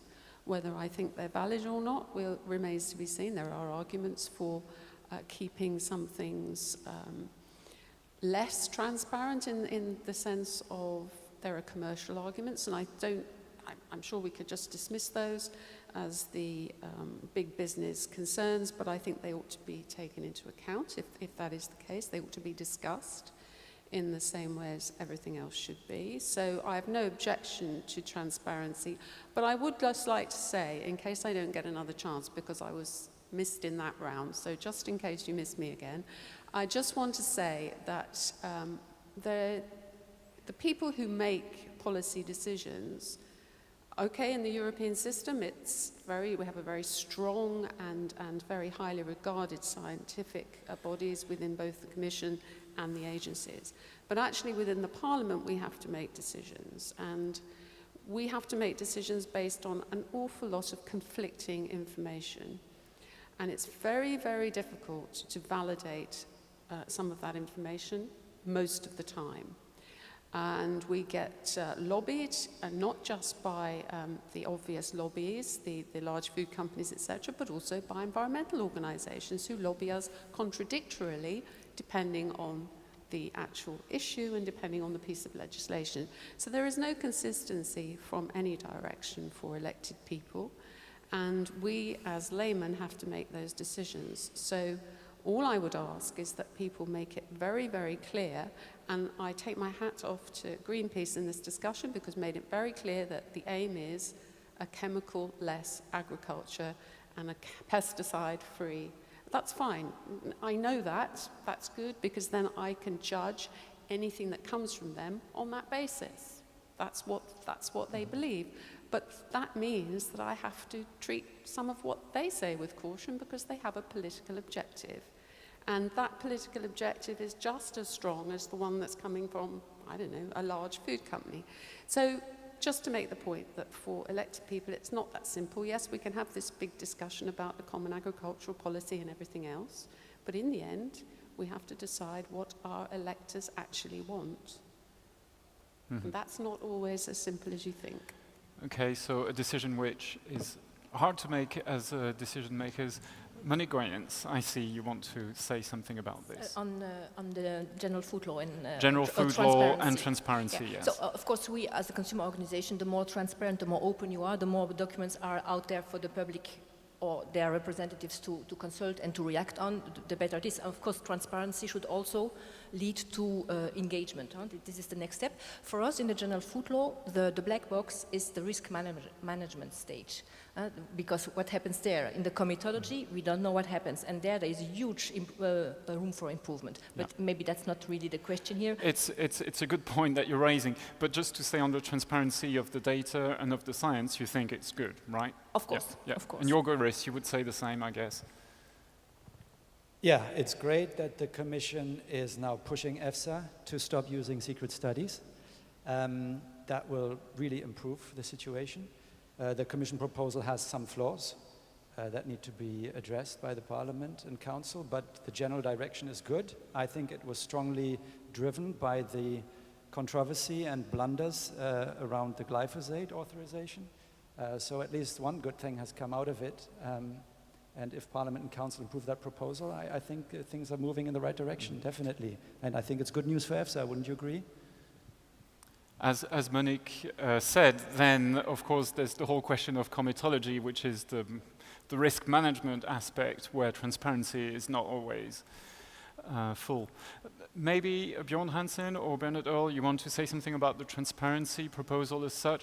I think we can expect a fair bit of resistance from industry, let's call it generally. I mean, this is what Trudy Gooding was alluding to. Do you expect that this will go through unscathed? Well, that I can't answer, but I do have some comments on transparency that are related to this proposal, since this is basically Klaus and Bernard's realm. But within the work that we do on chemicals, in particular within REACH, we're obliged to publish all data that we, to a large extent, all data that we get in. And companies can make confidentiality claims, they have to pay for them, and we assess them and decide whether we agree or not. And it's an absolute minority of information that's claimed confidential. So a very, very large part gets published. So there's a precedent. Yeah, well, that's a good starting point to be trusted. Now, the big difference between what we do today and what's in this proposal is the full study report. In our system, the full study report is effectively the legitimate possession of the full study report is the company's value in registering a chemical, which they sell to other companies. And therefore, publishing the full study report within our system could undermine the cost-sharing obligations that we have in REACH. So I would say, publishing the full study report, great idea, but maybe one should think about a parallel system which requires some international agreement that fulfilling information requirements will always need access to the full study report, and therefore one cannot just copy and paste what's on the internet site, but actually you have to prove that you bought it from the owner of that study. But otherwise, full transparency is the first step in getting trustworthy. Okay, Bernard, maybe a quick reaction to this. I remember when I asked you the question, you said publishing all the info will allow other people to cross-check the science and that this will contribute to some sort of crowdsourcing of science, which I thought was really interesting. Yes, I think that's in addition to transparency for interested parties, civil society, it's a very important point that other scientists can work with the data and detect patterns that maybe the regulator didn't see. That's very important also for the advancement of science, but also for safety. What I would like to say to my colleague from Greenpeace, I mean, honestly, I think it's not very helpful to continue a demagogy saying EFSA is using secret studies. I'm sorry, we are implementing European law.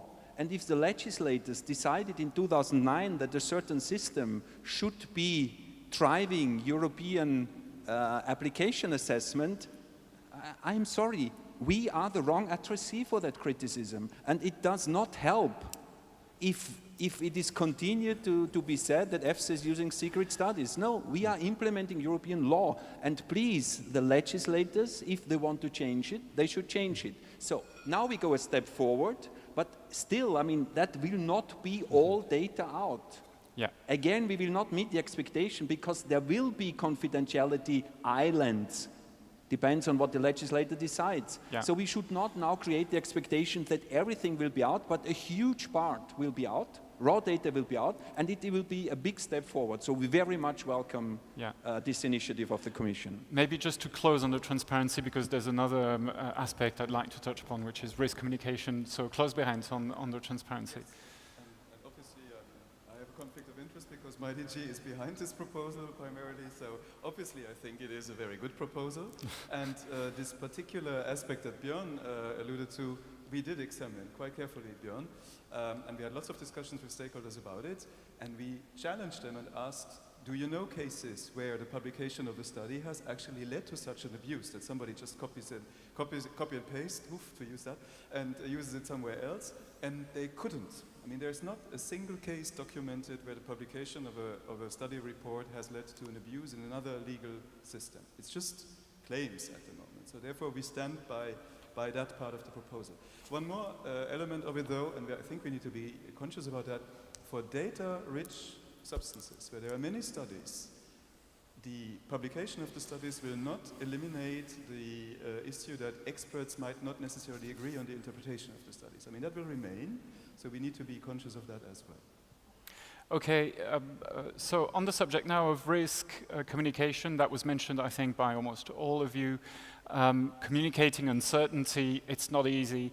How do you deal with that in a way that doesn't necessarily create scares among the people? You need to communicate that uncertainty, but at the same time, you need to communicate confidently as well. So how would you recommend going about this? And I see Jorgo Riss is looking at me intensely, so maybe I'll give you the floor first. I think Professor Spiegelhalter is right to assume that a scientist or a regulatory body that openly acknowledges the limitations of their knowledge and which sometimes also says, I don't know because certain data is not available, or I don't know, and gives the reason, that actually contributes to credibility. So I've already encouraged, that there is more congruence between the report and the press work at EFSA, and you made that point more generally, Professor. That's really, I think, the way to go. And Dr. Uhl, when I say secret study, that's a statement of fact. These studies are secret, yes, by legislation, you have to look at them, but that, no less, they're still secret, okay? So. Monique Goyens, I mean, communicating uncertainty from a consumer perspective, obviously there's a risk that you might create a little bit of uneasiness among consumers or fears. Is that something that you're worried about? I think communicating uncertainty is a long-term investment into trust of consumers. So this is something that is much better than providing the wrong message and having to correct it later. And also I think that or there should be maybe also more communication about the limits of the role of a risk assessor, because science sometimes, I mean, somebody spoke about humility of a scientist, David, I think, was it again, and it's very important to indicate that scientific assessment is a tool for policy making, but it's just one tool, and it's the risk manager who has to take other tools, values, ethics, in order to make a decision. And then you have the precautionary principle as a risk manager. And so in case of scientific uncertainty, maybe it's the risk manager who has to take their responsibility and go for the precautionary principle.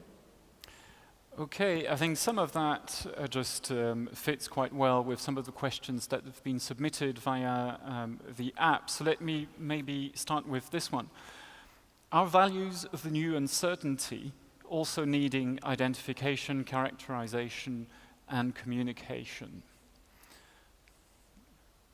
Would you agree with that, Monique, since you were talking about this?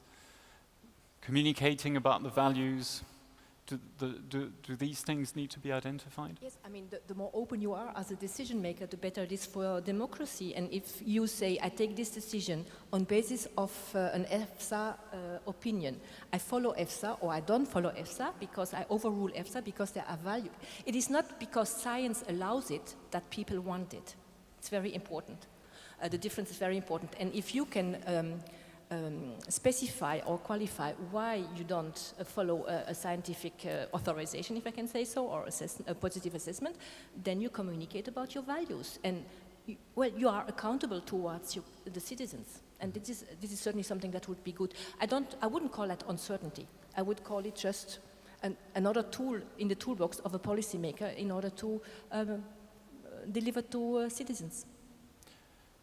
Trudy Gooding, do you want to say a word about that, communicating yes, values as well? And, sure, yeah. I didn't really understand that. By values, presumably, what that really means is one's prejudices, one's beliefs, the things that make one think the way one does. Is that what we mean by values? Or conflicts in values. This sense? So, yes, maybe they are the new uncertainty because it's not really clear. If people are being given more and more information, which given the society we live in and the way that we disseminate information through social media, etc., which is that's the new element in all of this quick accessibility and the belief that you're going to get a headline come up and that's going to tell you what you need to know. And people do work on that basis, then what the values are behind that, I think, do become more important. And within a political context, to some extent, you can see the values that might be in play when making policy decisions about things like food or pesticides. But then are we going to demand that all organizations have a statement of values? I mean, I don't know what the values of Bayuk are, for example, to ask Monique, what are the values? Well, presumably supporting consumers. Well, one thing I know as a politician is consumers don't all have the same views, and they don't all have the same voice. So how does an organization go about setting out its values? Mm-hmm. I think we have to be careful how far we go with that argument. Bjorn Hansen or Bernard Earl, you wanted to react on the values aspect? Yeah. I'll try to react because I think it is very important that we are clear on what we in an agency does and what is the responsibility of our policy level in taking decisions. And across that spectrum, there are values, there are uncertainties, and there's biases. Those are the three words I saw. And I think it's very important that we articulate that some values we build into a risk assessment. For example, I remember when we were still trying to harmonize with the US environmental risk assessment methodology, this is now 20 years ago, and then we gave up, where we obviously had different values because we applied an assessment factor 10 times higher than the US for environmental derivation of PNEX. And this is a value judgment of uncertainty and how to build that into a risk assessment. On the other hand, a value judgment, for example, I'll take another case, which would be a policy value judgment, would be one where we would say, look, here's somebody producing in some country a very important product for European industry, and there are 5 workers who have a very high risk of getting cancer, but the area in which this factory is located is high unemployment, and that company actually contributes a lot to the social cohesion. That's not for me to do, it's for me to identify that. That's what we do in our work, identify those, and then for the value judgment for the policymakers to be made. Mm-hmm. The word bias, I would be very careful, and I never use it. Maybe it's purposeful because I'm in an agency and I love what I do and I think what we do should be unbiased, so maybe I'm biased on that one. But if you look at how science is educated in the different member states, then there's a huge difference on science education. And that science education is a reflection of how the country's culture is, its relationship to risk and uncertainties. So I'll just exemplify, when a Swedish scientist says this and a UK scientist says that, I never see there being a political bias. No, this is a true expression of the variety of science that we have in our union that we have to use and make a judgment on. And I think it's really important that we cherish this, sorry, I shouldn't have taken the UK, that we cherish this variety of scientific views and cultures and approaches, and in a unified way come up with one decision.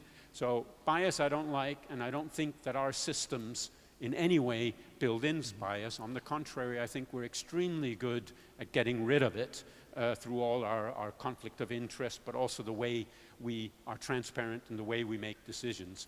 But that there is value judgments, yes, and we should be articulate on when it's a value judgment in our risk assessment, in our technical assessment of risk management or socioeconomic analysis, and when it's a value judgment for a politician or a bureaucrat sitting in Brussels with the member states to make a decision on.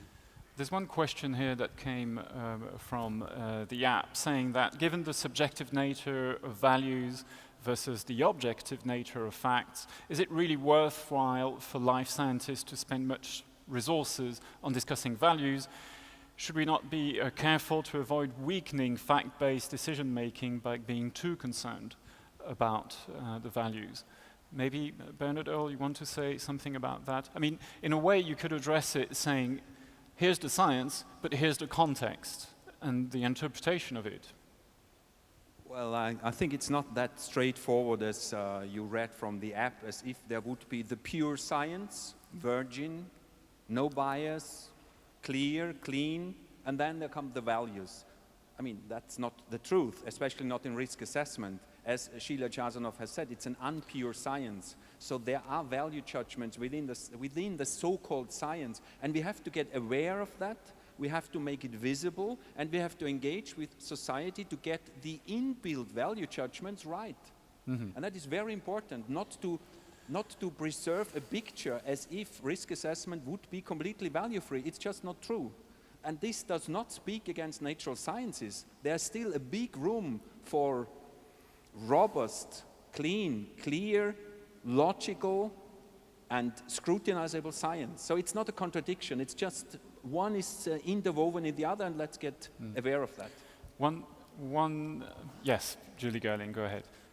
I just want to mention something that came up earlier, and that was when Fern did her analysis, and I thought really interesting, stimulating discussion around feminist values and the different questions. And I mean, I obviously don't want to go into great long discussion about it, but I think we should start thinking about this issue of values, not in the way that we tend to frame it, but look at some of the headings that she was using as the different ways in which society can look at science and where it's taking us, and use the opportunity to frame it very differently. And I thought the discussion that she was starting there was a really interesting one, and one that will go forward, because we do have to accept that people have access to a lot of information, and they're actually talking about it in different terms to the terms that I've talked about it for the last decade, and NGOs talk about it, and policy makers talk about it. Actually, they talk about it in terms of their lives and the way their lives are changing, and we have a responsibility to think about it in those terms too. Let me take another question from the app, staying with the context and how to frame values, etc. Now, should EFSA's mandates be open for public consultation to provide better context?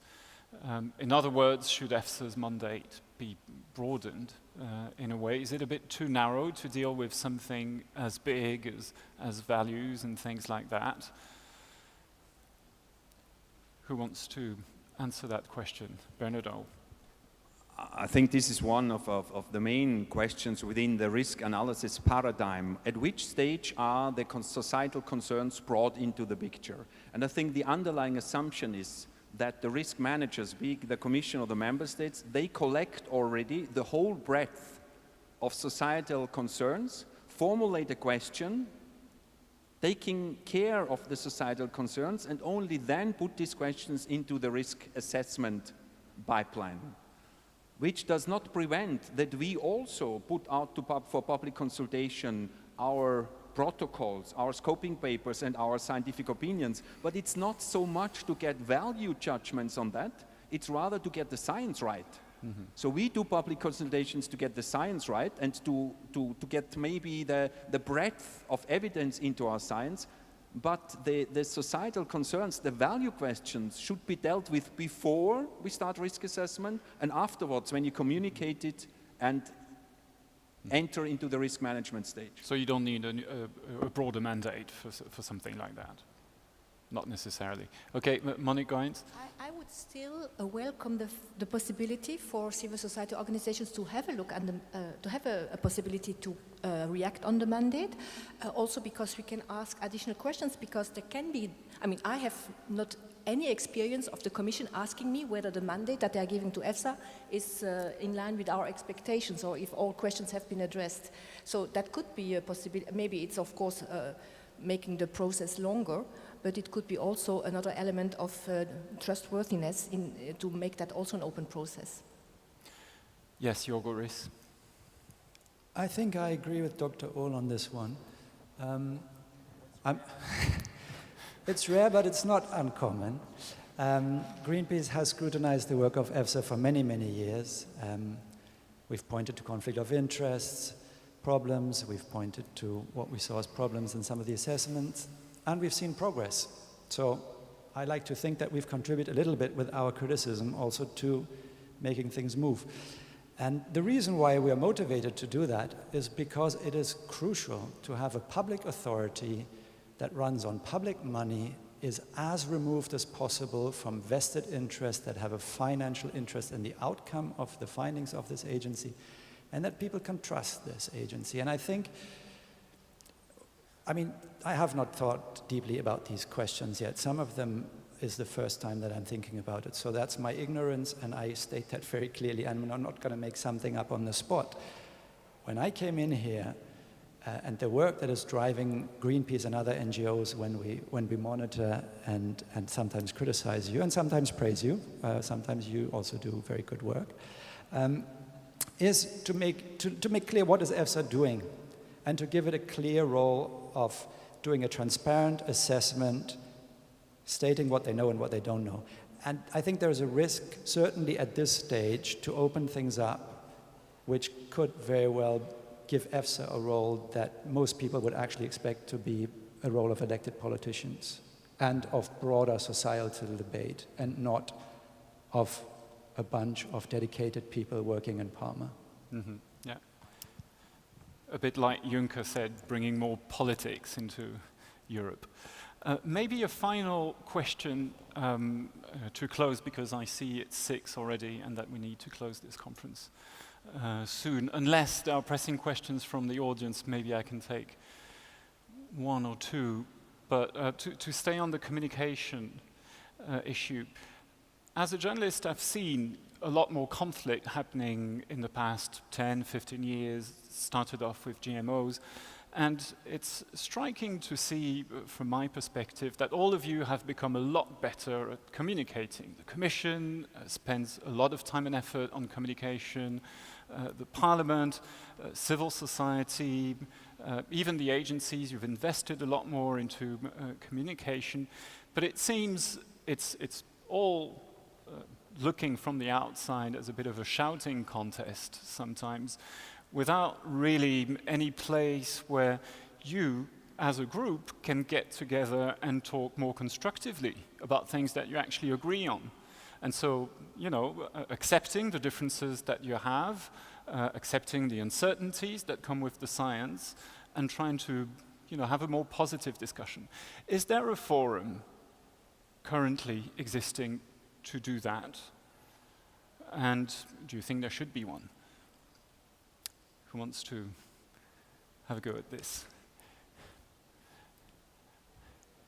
Bernard Earl, go ahead. Yes, I think for EFSA I can say we have with our stakeholder platform, with our stakeholder forum on the Bureau, a platform with the civil society. But I think it's true what you're pointing to. After the painful learnings of the BSE crisis in Europe, risk assessment and risk management were really, really stringently separated. And what we miss away is not a dialogue with the Commission. I think we have a very good dialogue with the risk managers in the Commission, but Commission, Member States, Parliament and EFSA, we don't have that platform in an institutional way, and I would not like to forget the civil society that should be part of that. Maybe that's really missing, but well, it's not an easy one. Klaus behind, you have a few ideas on that? I would also agree that such a platform or forum does not really exist. We engage with all stakeholders, but when we engage with them, it's different than via media or via official communication. And Frederic, you mentioned also a few times the role of journalists in this. We get everyday requests from journalists via our press people, and always with incredible deadlines. I mean, basically you have to drop everything in order to provide an answer that needs to be very short and very sharp. And picking up on something that Professor Spiegelhalter said, be proud of your uncertainty. I mean, I would like to be sometimes proud of the uncertainty, but when we communicate that to our communications people who then respond to you, they say, well, no, we cannot say that, this is so uncertain. It needs to be formulated in a way that it fits into a headline, and that makes it all extremely complicated. And I don't know whether our communications experts underestimate your and your brethren's capacities in digesting complicated information, but the feedback we get usually is make it simple and make it really simple, and there is then very limited scope for talking and expressing uncertainty. Mm-hmm. The power of the headline. Jorgo Riss? Yeah, Frederic, you said you've noticed everybody spending more communications, but somehow it still seems like a shouting match.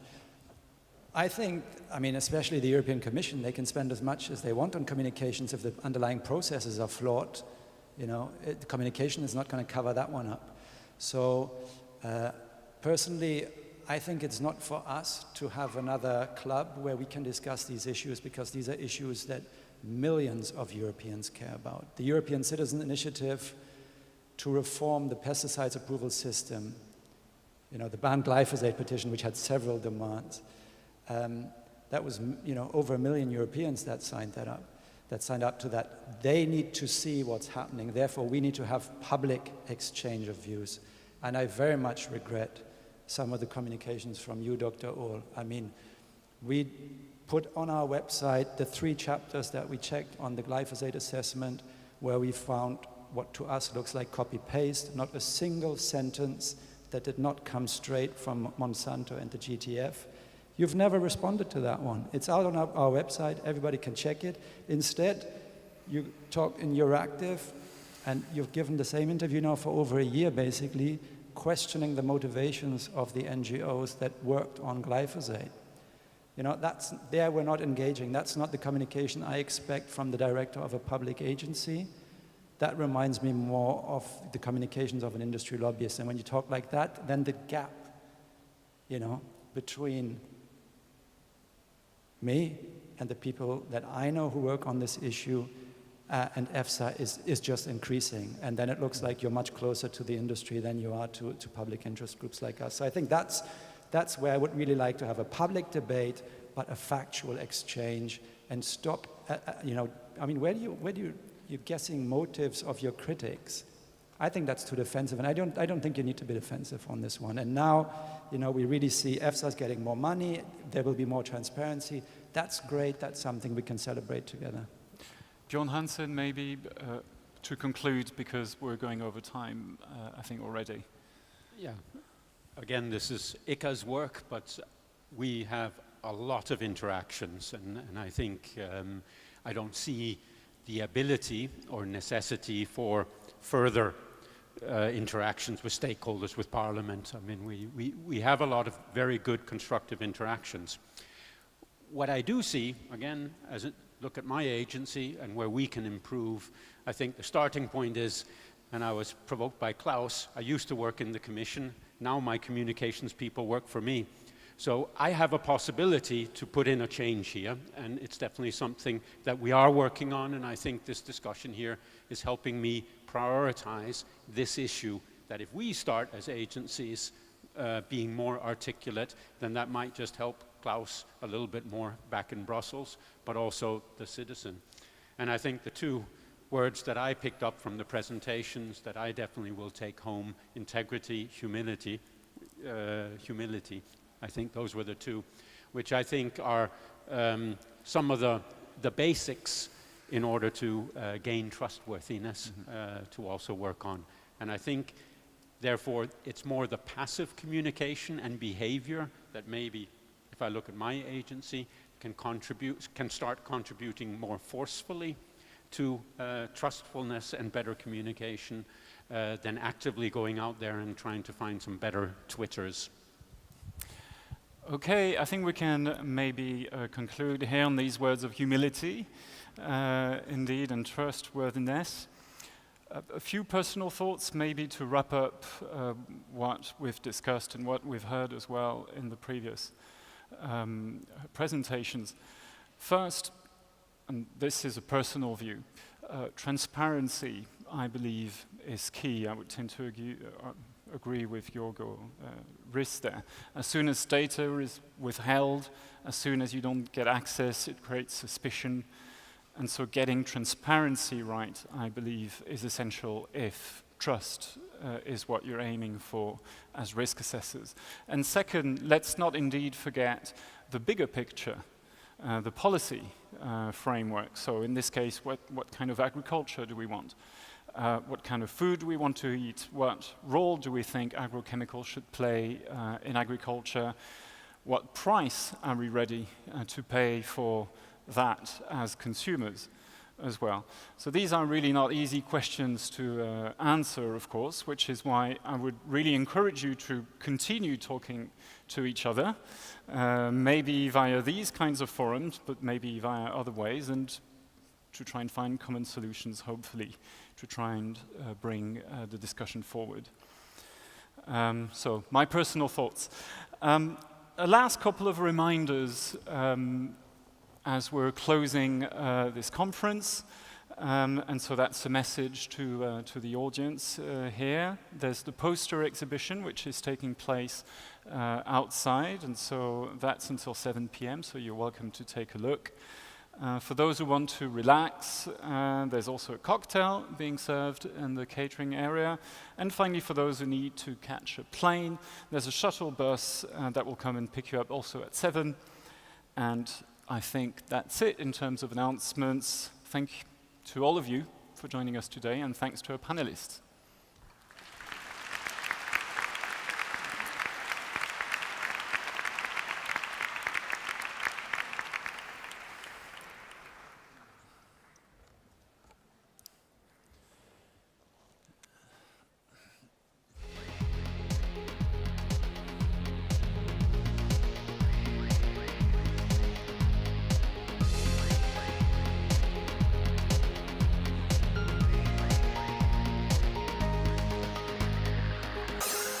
I hope you're not too frustrated, you didn't get the floor as much.